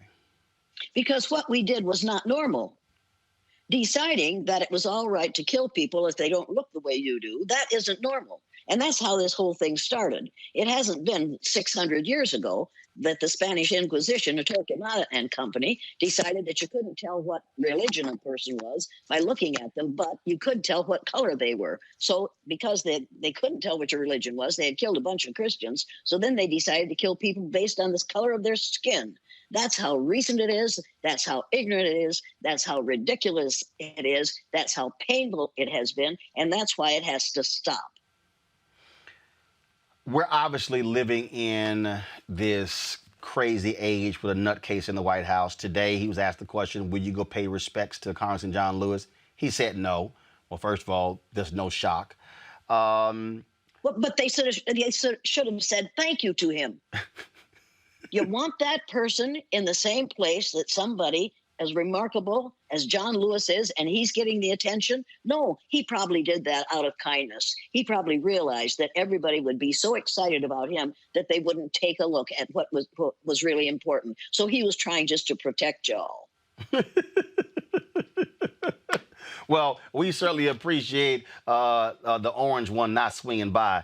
Although Pence and Ben Carson, they did drive by, but that's a whole nother story. But what's so interesting in this moment? No, it's not a whole nother story. It's the same story with a different ending. It's not a whole nother story. Make no mistake about that. That the fact that Ben Carson is black doesn't make him black. As they say, point. So when you look at who Trump is speaking to, the buttons that he's pushing, when you look at all of those different things that are happening, I mean, he is absolutely all about white fear. They're coming, they're coming, they're coming. Build this wall, they're coming. They are coming to take what is ours. We were on that panel in 2017, University of Michigan. Has it gotten worse? And how should a Biden, how should folks who don't like Trump, how should they counter what he is doing? Throw him out of office. Just vote him out of office. And when Biden gets in there, stop the wall. Mr. T-Rump is going to build a wall to keep people who aren't Americans out of America. Because he doesn't know that America is everything from the northernmost point on Canada to the southernmost point on South America. Everybody in all those countries is an American. So for him to say we're going to keep those brown-skinned people out of here because they reproduce too rapidly, and he's going to build a wall to keep people who aren't Americans out, this is ridiculous. It is an example of his ignorance. The man isn't stupid. You can't fix stupid, but you can fix ignorance. And we need to fix his ignorance. He needs some education, and he needs it badly. But he isn't the only person in this country that needs to be re-educated. Most of our educators in schools in this country need to be re-educated. They need to read the book, The Myth of Race by Robert Wald Sussman, and they need to read Anthony Browder's Nile Valley Contributions to Civilization, and they need to read Robert Reich's book, The System, Who Rigged It and How to Fix It. They need to re-educate themselves so that they teach the truth when and if we ever go back to school this year. It's time for educators to stop indoctrinating people and start educating them. So I do have to ask you this here, because when we're live streaming, so you've got some folks who take exception to you saying Ben Carson is not. They said Ben Carson is not black. They said that sounds like Joe Biden saying if you're black, you wouldn't vote for Trump. How would you respond to those folks who say, well, Jane, that's not right. Just because he has a different ideology, he's still black? He is black on the outside and white on the inside, and he knows exactly how to act like a white man. You know it, and he knows it, and I know it. And that's how he gets where he is, and that's how he got close to Donald Trump. You know it, but we don't want to discuss that, but that's the way it is. When we talk about this whole idea of being honest, I remember when President Bill Clinton had his race commission or whatever, and I remember I was asked, I said, this is not going to be successful. And they said, why? I said, because people are not going to be honest. I said, being honest means being hardcore. Being honest means hurting folks' feelings. And when I say hurting their feelings, meaning where you're not just, okay, hold up, let me couch it in this way. I think part of the issue is that we say, I love this, always say, well, let's have a conversation, let's have a dialogue.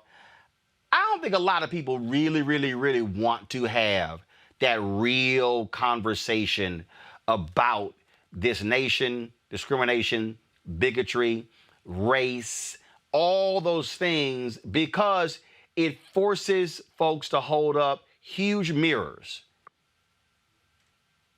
How then do we begin to affect change then if folk don't want to be honest? We have to tell the truth, and we haven't told the truth. We have to stop doing things that promote racism. Columbus didn't discover America. You can't discover, Thor Heyerdahl says you can't discover a place where people are already living. They discovered it before you got there. The First Nations people came here from Africa. And if you think I'm lying about that, once again, there are lots and lots of places to find it. But go to this issue on the National Geographic magazine and look at this map. It shows where human beings started and how they moved from there to populate practically every landmass on the face of the earth. Do you not realize how brilliant they must have been? And they did it without any modern technology. Now, we have pretended to ourselves for about 300 years that black people aren't as smart as so-called white people. They were here first, and every one of us, if we would trace our DNA back far enough, we would find out that we all have DNA from a country in Africa. We are here only because black people were brave enough and creative enough and intelligent enough to make those voyages. We do not talk about that in history. We do not talk about the truth about black history. We use 1 month for black history. That's 20 minutes a day for 20 days, about 30 minutes some days, for 20 days. They call that black history. If you're going to study black history, you're going to have to use 9 months for an hour a day. We aren't going to do that, but that would be telling the truth. We need to realize how fantastic the people are that we have accused of being less than, and how much we have lost by denying what they are and how fantastic they are. Now, is every black person a model of behavior? No, but every one of them knows more than we have allowed them to think they do. I watch what happens with adults when I do the blue-eyed, brown-eyed exercise with so-called adults.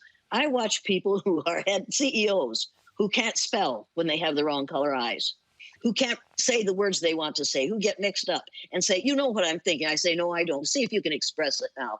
Are you having a problem, Bluey? And immediately they become what I accuse them of being, and I can lower their IQs by treating them badly for an hour and a half. You don't believe it, but I've been hit by a white male, an adult white male during this exercise. I've had a knife pulled on me. They took me out of Uniontown, Pennsylvania late at night because the 400 teachers that I put through the exercise called the superintendent and said, if you don't get that bitch out of town, we're going to shoot her.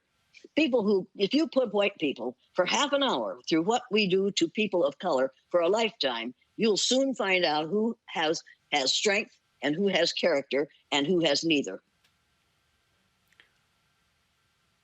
Wow.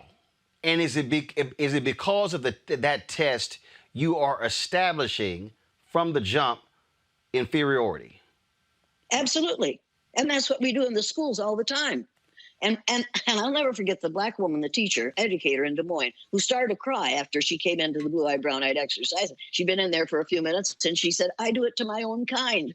When one of my black boys comes into the room, I expect less of him. The first day I did that exercise, 4 of the students in that room were 4 of the brown-eyed students were dyslexic. They hadn't been able to read when I got them. On the day they were on the top in that exercise, they read words I knew they couldn't read, and they spelled words I knew they couldn't spell. And at the end of the day, brown-eyed Billy came up to my desk and said, "Mrs. Elliott, where's my spelling paper?" I said, "What do you want it for, Billy?" He said, "Because I want to show it to my mother. She thinks I can't spell, and I can." He didn't find out until April 5th of his third grade year that he could spell. And I didn't find out that he could either, because he had been living down to my expectations of him. And I based my expectations of him on the kinds of things that his previous teachers said about him and his brother and his father in the Briceville Community Elementary School Teachers Lounge. We have expectations for children according to what our idiocy is, our ignorance is. And we force them to live down to our expectations of them. The children who bother us the most are the children who achieve better than we expect of them. And when that happens with students in my classroom whose previous teachers have called them unable to learn or disabled reader or one of those, and they succeed, the other teachers say, "Well, she lied on the tests." No, you don't have to lie on the test if you expect your children to be as fantastic as they are. We have to stop allowing other people to define the children who come into our classroom. And we have to stop defining them according to the color of their skin, because that's an indication of the ignorance of the educator. In fact, most teachers aren't educators. Most teachers teach facts and figures and get kids ready for the next grade. And I'm an educator. The word educator comes from the root dus, which means lead, the prefix e, which means out, the suffix ate, which means the act of, and the suffix or, which means one who does. An educator is one who is engaged in the act of leading people out of ignorance. And you can't do that by teaching the history that we teach in schools in this country, because it isn't history. It's hysteria. It is not the truth. We need to teach the truth. Do you really think that all the things that have been invented and created and all the adventures that people have had were done by white males? Because if you do, you're probably a graduate of the schools in the United States of America. Or Trump University. Congratulations. Or some university. And they've done studies that prove that the longer you stay in school, the more bigoted you become, because that's more years in which you are reinforced, in which you learn grades K through 12. See, I'm glad you said I'm glad you said that, because I remember in 2000 I was watching the presidential debate, and it was George W. Bush, Al Gore, and this question came up, and Bush's answer to the issue of how do we deal with racism was education. And I was at my home in the Dallas area, and I started yelling, "No, idiot! There are a bunch of racists with PhDs." Yeah, but if we would re-educate them, then they could do a better job of educating others. If you haven't read the book, The Color of Law, if you haven't read that book, Indeed, read it, and you'll find out what. Go on. I've interviewed the author. Yep. Hello. Yep. Which deals with. I want to stay on this re-educate part, because I'm reading Dorothy Cotton's book, If Your Back's Not Bent. And she had this great passage in there where she talked about people who wanted to join the Southern Christian Leadership Conference. They would bring them through their citizen education program, and they would assess them to determine whether they need to be reprogrammed. And I've said on this show, in the speeches, that African Americans need to be reprogrammed, because to your point of that teacher, because of white supremacy, we repeat these things. We say things, it's a black business, which says second class. You know how we are, which says second class. And I said, what we have to understand is that we have been indoctrinated into believing that we are inferior and we're not as smart as, and we should be deferring to whites as well. So this notion of re-educating, I've been arguing for African Americans, has to happen as well, because that has to be removed from our system and make sure it's not infecting and affecting our children. Every African American who doesn't identify as white, which is, take that one away.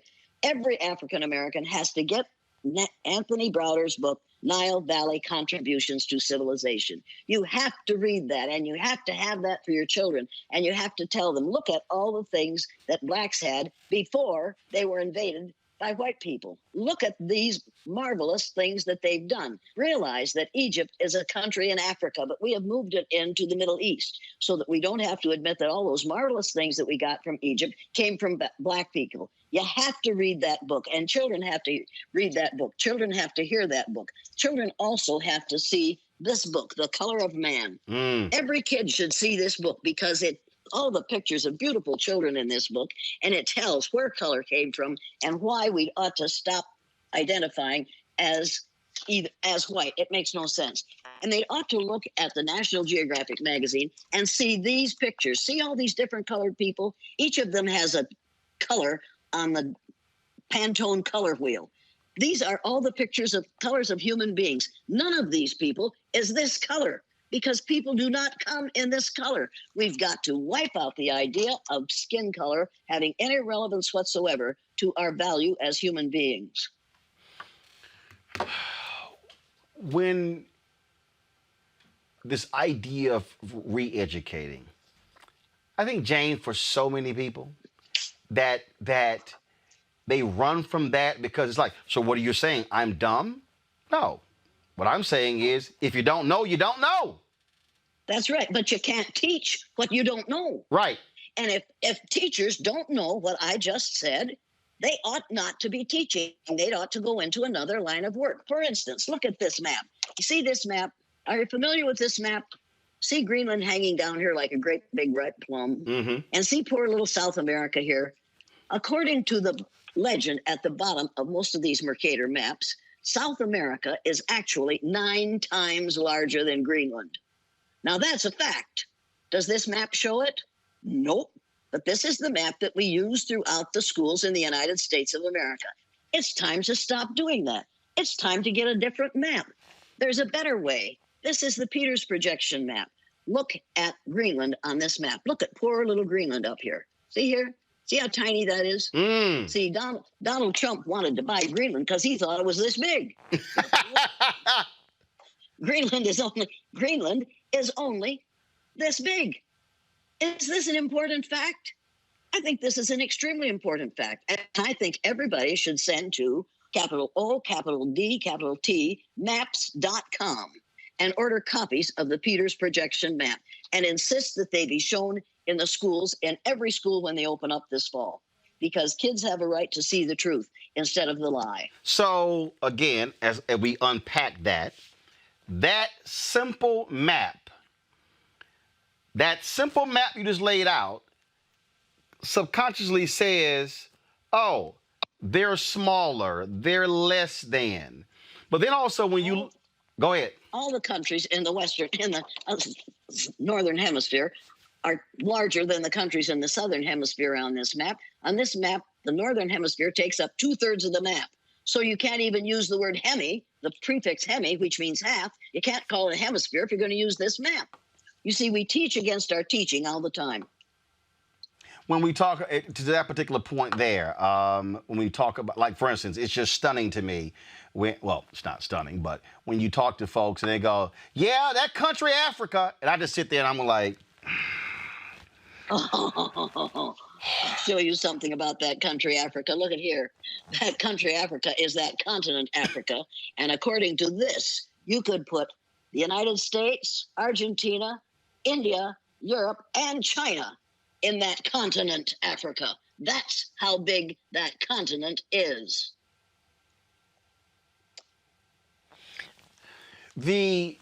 What we're talking about, centuries of this dominating view. And I'm going with the Tom Cotton. What scares folks like him, which is why he doesn't want that 1619 curriculum, because he doesn't want those white children in Arkansas and other states to actually realize the difference between history and his story. Because that's right. This mythology that they have created, they don't want it to be torn down because, oh my God, what's going to happen if we don't revere the founding fathers? We don't want to know about. That's why Sally Hemings was his mistress. No, Sally Hemings was his slave who he raped in order to have. I'm like, no, let's not play games here. And that's what it is. Their deal is like, you are about, Jane, they're saying, Jane, you are trying to screw this whole thing up that we set up. You have lost your mind, you and the rest of these people. That's okay. People have accused me of that for years. Somebody said to me, several people have said to me recently, how is this being socially distanced for you? How is that? And I say, well, nothing new. I've been socially distanced ever since I did the blue-eyed, brown-eyed exercise 52 years ago. Don't tell me that being socially distanced is so bad. I understand that. I've experienced that. It's not a bad way to be. Sometimes, if your society is insane, you're better off if you're away from it.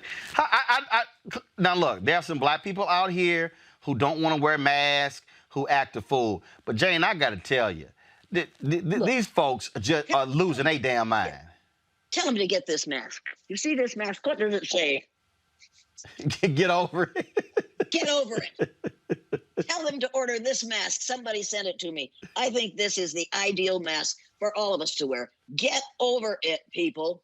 Get over the idea that you are something special because you're melanemic.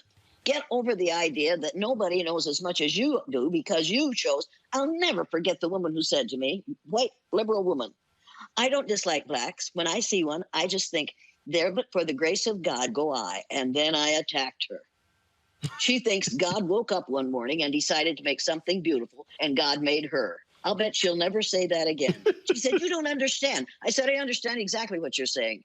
You're saying that God loves you because he must love you because he made you white. Well, number one, God's a spirit and has neither gender nor color, so it's not a he. Number two, God didn't make you white. You are white because some black people left Africa 300,000 years ago and moved to populate every landmass on the face of the earth. And you are a faded black person. Get used to it. She didn't speak to me after that, and I don't suppose she ever will again. A faded black person. Oh, yeah, you messed her up. So, Jane, we have this segment on my show called Crazy Ass White People. And so all these videos of these Karens and Chads who are just losing their mind, calling the cops on folks. Jane, first of all, we got so many now. I mean, we got to we can't play all of them because it's like, it's you're accosting a brother who works at UPS, who works at FedEx.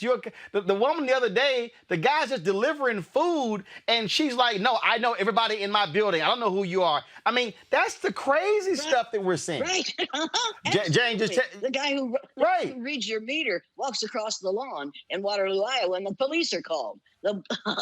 The man who asks a white woman to leash her dog so that he can look at the birds and the flowers calls the police, and the police come and demand to know what he is doing to bother that poor woman who is accusing him of attacking her. This kind of thing happens all the time, and it ought to be stopped. And it's an indication of the ignorance of people who think that skin color is indicative of a lack of intelligence and a lack of self-worth. It's time to give it up.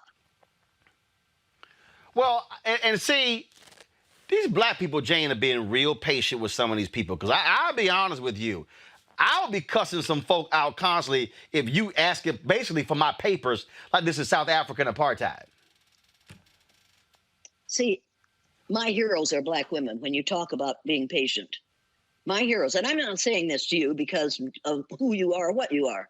I'm saying this to you because this is what I believe. Mm-hmm. For 300 years in this country, they have been patient. And they have watched us, and they have waited on us, and they have nursed our children, and they have raised our children, and they have done the hard work, and they are still saying, God will get us out of this. God will take care of this. All right. We have even turned God into an old white man with a long gray beard that looks like Charlton Heston playing Moses. And we've made Jesus, the baby Jesus, look like the little Pillsbury Doughboy. Now, that's a lot of power if you can change the color of God and Jesus. And that's what we have done in order to perpetuate the myth of race. And it isn't a myth, it's a lie. A myth is something that you make up to explain a physical phenomenon that you don't understand. A lie is something you make up to justify the ugly things that you're doing and saying and thinking and being. The lie of race has to be recognized, and it has to be stopped. It is killing this country. I got a phone call today from a reporter who wanted to ask me about the protests in Portland. And he said there are some black folks who say that what these white folks in Portland are doing is just too much. This get away from the moment. And I said to him, I said, we need some white folks who are checking other white folks.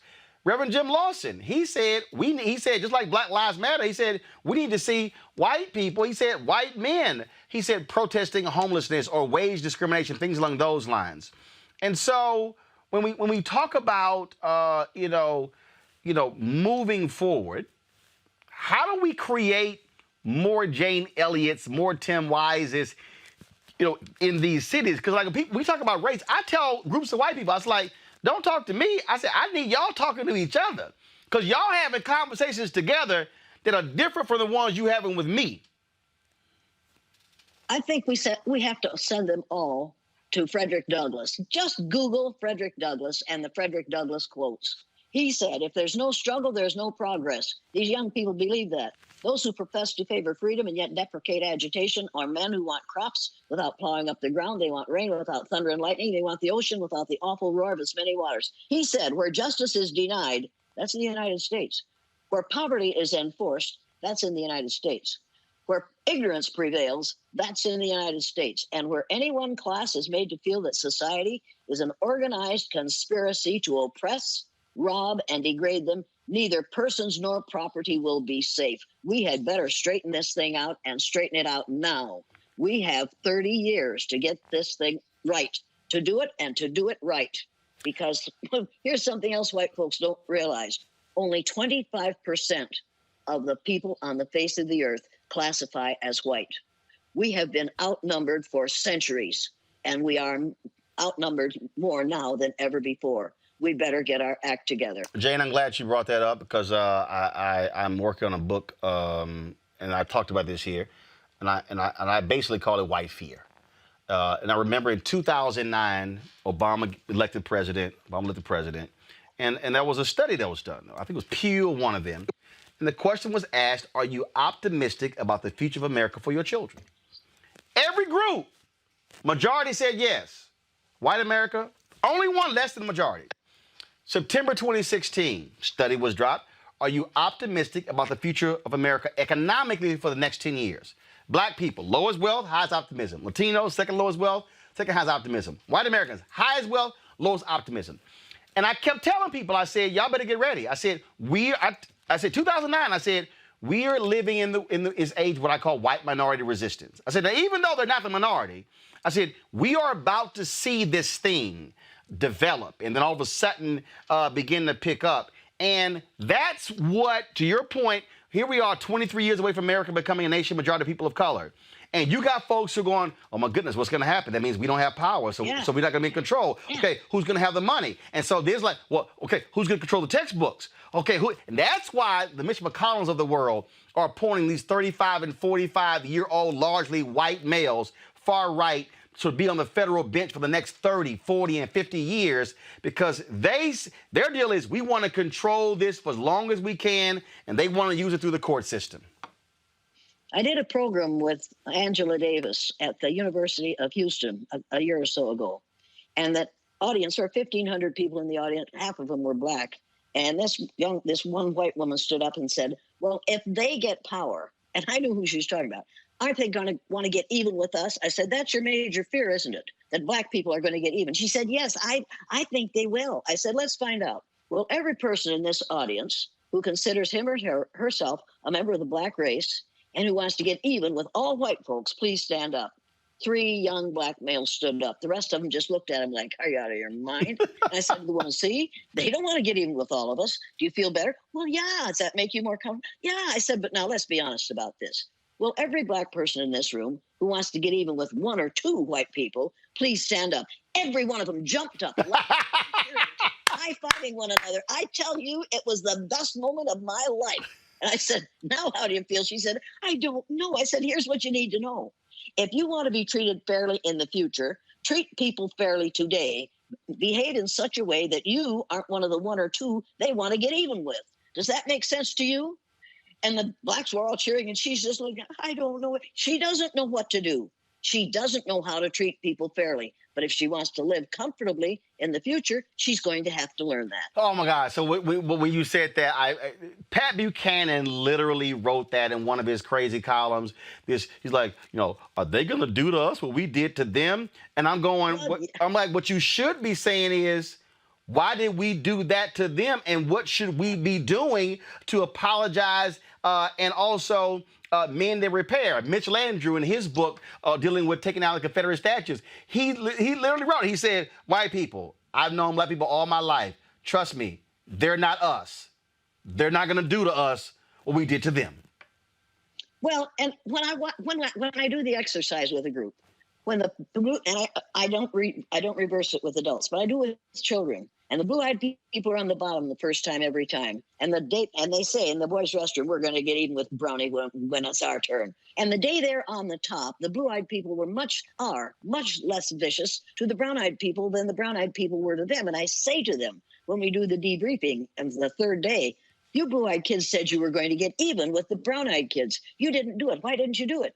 And every year I get the same answer because I found out how it feels to be treated that way. And I didn't want to make anybody feel the way I felt when I was on the bottom. I think that our only hope is that's what black people feel. They know how it feels. They know the disruption that it causes in a society. And they know they don't want to have that blamed onto them. But also black people, the reality is black folks are forgiving.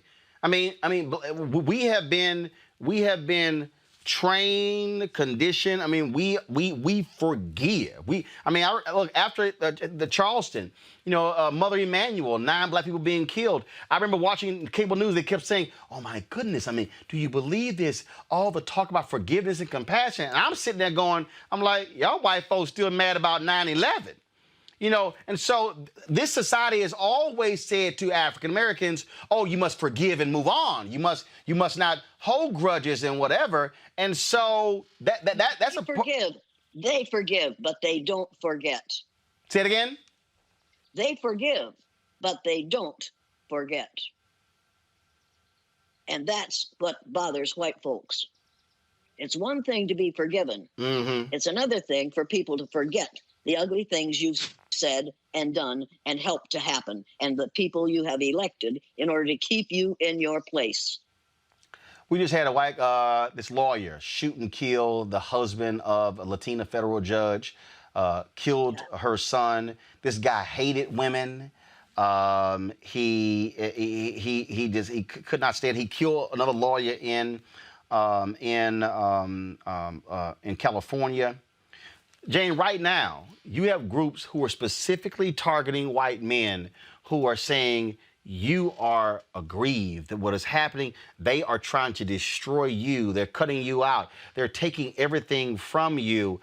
How do we ensure or how do we combat this specific targeting of young white men that to ensure that 20, 30 years from now, all of a sudden, they're not turning into mentally where these militia people are and where these neo-Nazis are. And so that thing is happening. And I see it in the writings. And, oh, my goodness, as a white man, I can't speak up. Oh, what about me? I mean, I didn't do these things to people in the past. How am I? I don't have any male white privilege, things along those lines.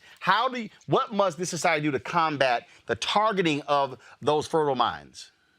We have to put a stop. Number one, we have to put a stop to the mercenaries that are in Seattle and in Portland in the guise of federal law officers. We'd better take a look at those mercenaries and take off the combat stuff and look at who's under those clothes. And you're going to find out that they are not lawfully elected people. They are people who are hired by somebody who wants to have mercenaries come in and shut down a protest. I think if we would educate in a proper way that white people would relax, and so could everybody else. But as long as white people think they have to maintain their superiority, even though they don't have the intelligence to do it, but they and if you think I'm lying about that, look at our president. Do you really think he has the intelligence to be in the position he's in? Oh, no. We have a lot of white people who are in positions which do not deserve the positions they're in because they don't know enough. They really, for instance, there's a book called The Color of Law. It's about the laws that are made to force segregation in this country. And we say it's de facto segregation. No, those laws to force segregation were written by people, lawyers, educated, so-called educated people who don't know any better. They really believe that there are 3 or 4 races and that we all want to be separated from those who don't look like us. It's a lie. Our laws are built on the lies of ignorant people and people who believe the lie of several different races. We've got to get that idea out of people's heads. We've got to do it now. And even if that law was repealed or removed, the effect of that law, I saw the Washington Post had a story this weekend that showed a home in Prince George's County, because of lack of investment, sells for $120,000, $130,000 less than a similar home in Montgomery County. And they said, right there, that's a black family typically in Prince George's County is going to get $120,000 to $130,000 fewer dollars in that white family. Right there, you're speaking about your wealth gap. But if you trade with places like Walmart, which is designed deliberately to make money for the Walton family, so you pay people less than they're worth, and you work them for less than 8 hours a day, less than 40 hours a week, so you don't have to pay benefits, so they don't make enough money to buy a decent house, so they live in substandard housing. And then when you decide that you're going to regentrify the neighborhood, they have to find another place to live so that you can sell that property to some middle-class people who can afford to live in a nicer home. This is all about how to make money off the backs of black people, which we have been doing for the 400 years that they've been in this country. Racism is a moneymaker. Yep. It is an absolute moneymaker. Few more questions before we have to end this. Y'all, trust me, YouTube and Facebook and Periscope is blowing up. They're loving you, Jane. Not all of them. No, most of them are, and many of them are saying you're welcome to the cookout. So that's what. I'll bring a potato salad. I do that well. So no raisins in that, right, Jane? Oh, in potato salad? Wash your mouth out. Heavens, no.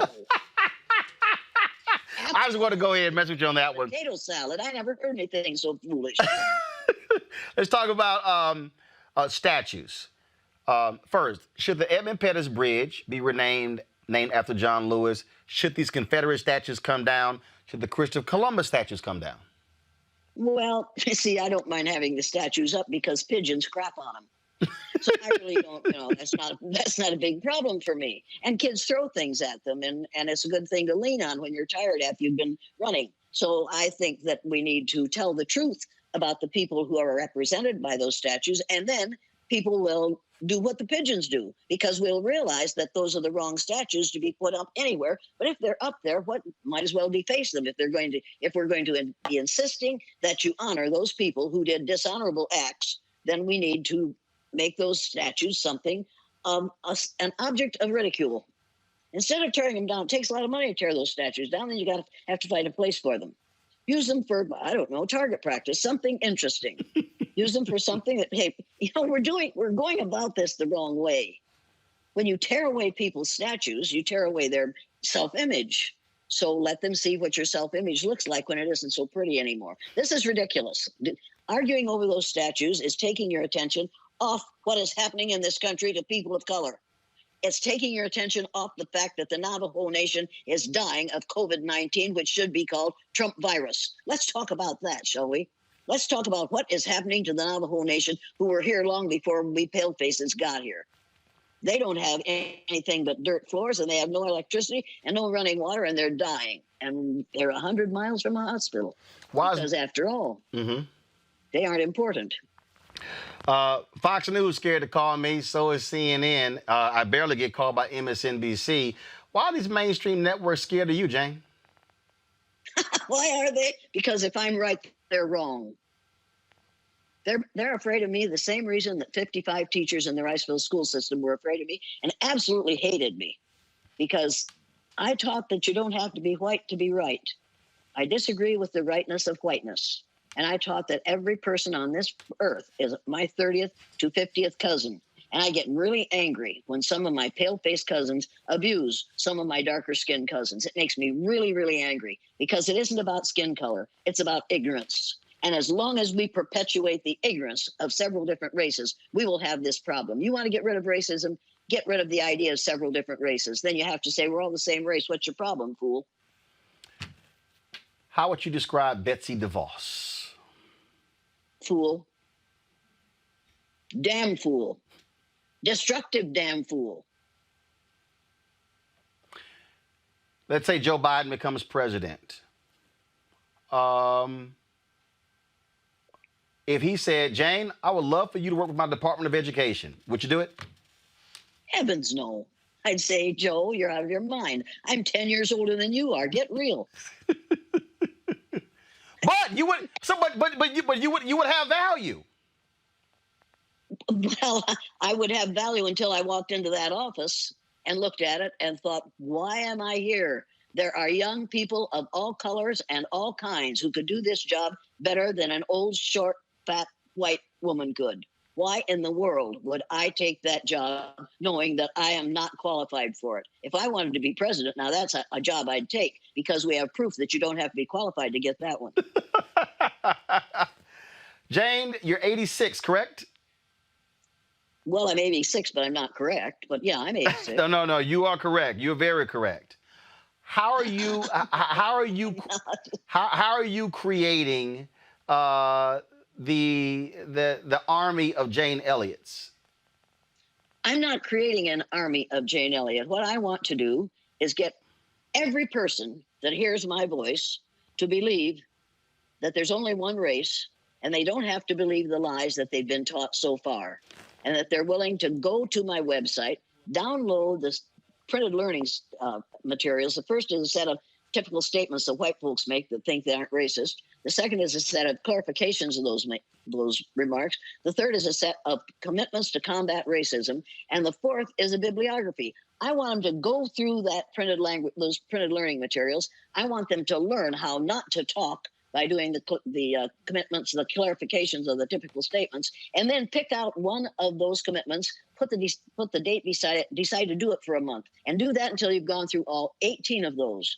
We can change the level of racism in this country if we change one individual at a time. Now somebody's going to say, racism is a societal problem. Yeah, I know that. But societies are made up of individuals. And if we change enough individuals, we can turn this thing around. And we have to. We have to do that. But the reason I asked that question, Marva Collins taught a number of folks her Socratic teaching method. And what you have been able to accomplish, I mean, are there others who are picking up that mantle, who are saying, we want to continue your work, and then that thing begins to spread? Because again, the reason I use army is because, look, you're one person. You're one person. And I think there is tremendous value of folks who learn from you, study underneath you, and then who says, you know what, I want to run this race too. I've tried to teach people how to do this, and I've succeeded with maybe 3 out of the 25 that I've tried to teach. Because invariably, when you say, now it's your turn, now you do this, and they say, 5 minutes into it, they say, I can't be that mean. And I say, what do you mean you can't be that mean? You see this happen on the street all the time. You act this way all the time. This is what you do on a regular basis. But when you have to do it publicly, you can't be that mean? Let me tell you, we white folks know how to be that mean. We know how to run this exercise. We know exactly how to run this exercise because we run it based on skin color all day, every day. And any fool educator who says, I don't know how to do that, needs to have have somebody come in and videotape her during a school day and then show it to her. And she'll say to herself, and probably to that person, oh my God, I did what Jane Elliott does. And I did it based on skin color. Don't tell me you don't know how to do it, because you do, white folks. You've been doing it for 300 years, and you're still doing it. You know it, and I know it, but the difference is I admit it and live with it and learn from it and teach it. I'd love to have a dozen people come to my house this summer and go to my little church next day that I've turned into a guest house, and I'll teach them how to do this exercise, and I'll charge them for doing it. And then I'll expect them to do it. There's a woman in the Netherlands. Her name is Shida Berman. I taught her and the person she works with and several other people do the exercise, and she's doing it with police departments in Netherlands and having terrific success with it. Because once you let a white person find out how it feels to be under the heel of somebody else because of a difference in that person, a physical characteristic over which we have no control, all of a sudden, it's, my God, I didn't know. And I'll never forget the black man in London, in Scotland, who doesn't matter, Scotland. And he was black, so he was all right. He had brown eyes. His wife was blue-eyed and sitting in the middle. And she had a little girl, a little tiny child that was crying. And I said, why don't you take that child? And he said, she's the mother. That's her job. That's the way blue-eyed people are. And I thought, well, you miserable SOB. And after it was over, he said, it's a system. It's a system. I thought it just happened. I thought it was natural. I said, no, it's not natural. We teach people to be idiotic. It is a system. Get a clue. This is a system that is hard on all of us. But you see, we white folks think it doesn't hurt us any. It does hurt us. It limits our associations. It limits our loves. You need to realize that we have had laws against miscegenation in this country for years. You can't have a black person and a white person married. People, you can't cross a cat with a dog and get a dat or a cog because they're different species. You can cross people of different color groups and get brilliant, wonderful, beautiful children. We do it all the time. Get over it. We are all members of the same race. There is no such thing as a biracial child or a multiracial group unless some of them are from another planet. Two questions. First question, 2 questions left. First question. Have you ever done this exercise with a group of white preachers? I've had white preachers in the exercise, but I've never done it with a group of them because, oh my, they would pray hard. And they'd find out, as we often find out, that prayer didn't change it. White preachers have been praying to put an end to this for years. What they haven't done is teach and first believe that there's only one race, believe that Jesus probably was an Ethiopian Jew, which made him black, believe that Mary did not look like a skinny Marilyn Monroe, and believe that Jesus didn't look like the little Pillsbury Doughboy. We've got to start teaching the truth in the churches. We don't dare do that because we'll lose a whole lot of our parishioners. Those white folks want to believe that lie that we teach in the schools and the churches in this country. Last question. If a young person, if a man or a woman, anywhere in the world, stumbles across one of your videos 50 years from now, 100 years from now, what do you want that person to know about Jane Elliott? Oh, the only thing that's important about Jane Elliott, make no mistake about this, is I had a father who was totally moral and totally honest and moral, and said, you know the difference between right and wrong? Now do the right thing, goddamn. And he also said, a man is judged by the company he keeps, and the best of companies, none too good. He would be furious about our so-called president who lives in the president's residence now. He said, there's a right and a wrong, do the right thing. That's all. I believe that what I'm doing is the right thing. And I believe 50 years from now, what I'm doing will be a joke because everybody will have stopped believing in the rightness of whiteness. And they'll say, well, why is anybody making a fuss over that? What was she talking about? That stuff doesn't happen anymore because hopefully in 50 years, it won't happen anymore. Hopefully we will raise a group of people starting this fall as school ever starts, where teachers have educated them to the fact that we're all members of the same race. We are all equally human. I know I chased you down like a bill collector to get you on the show. I appreciate you answering the email. It has not because you're even here right now. The opportunity to meet you 3 years ago at the University of Michigan was amazing. And I've done a lot of keynote speeches and I've done panels.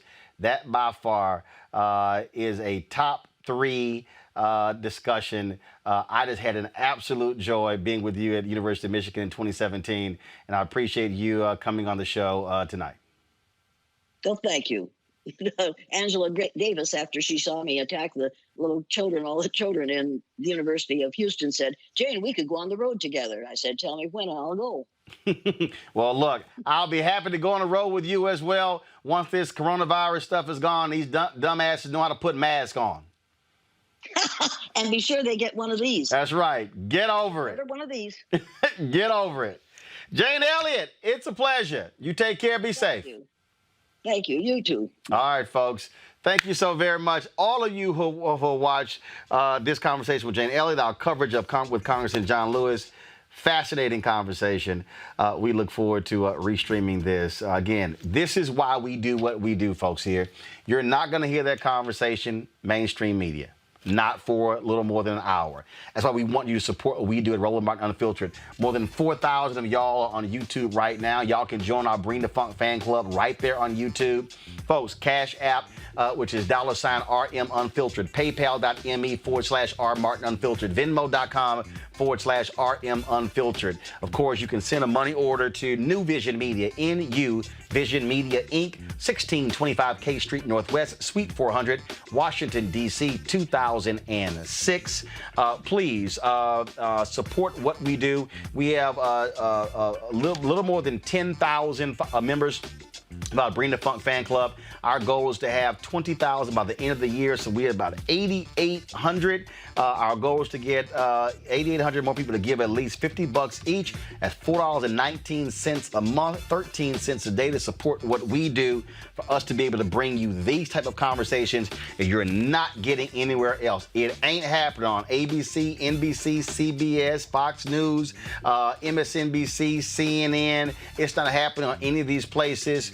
That's why we are creating this platform, because we want to do more. Today, not a single black network broadcast the U.S. Capitol event dealing with Congressman John Lewis. We want to be able to build this platform and grow this to a digital network where we are giving you live coverage of events like that, live coverage of panels that involve Jane Elliott and others, and be able to do more shows like this. But we need your support to actually make that happen. So please support us by joining our Bring the Funk fan club. Go to RolandMartinUnfiltered.com. Tell a family member, tell a friend, tell a church member. We are building this for the culture. This is about us being able to control the narrative, and we need your support to make it happen. All right, folks. And don't forget, go to vote.org. Check your registration. Check your registration to see if you're registered. Request your absentee ballot right now. We've got to mobilize, organize, register, request the ballot, vote early, and hashtag Fire Trump in November. I'll see y'all tomorrow.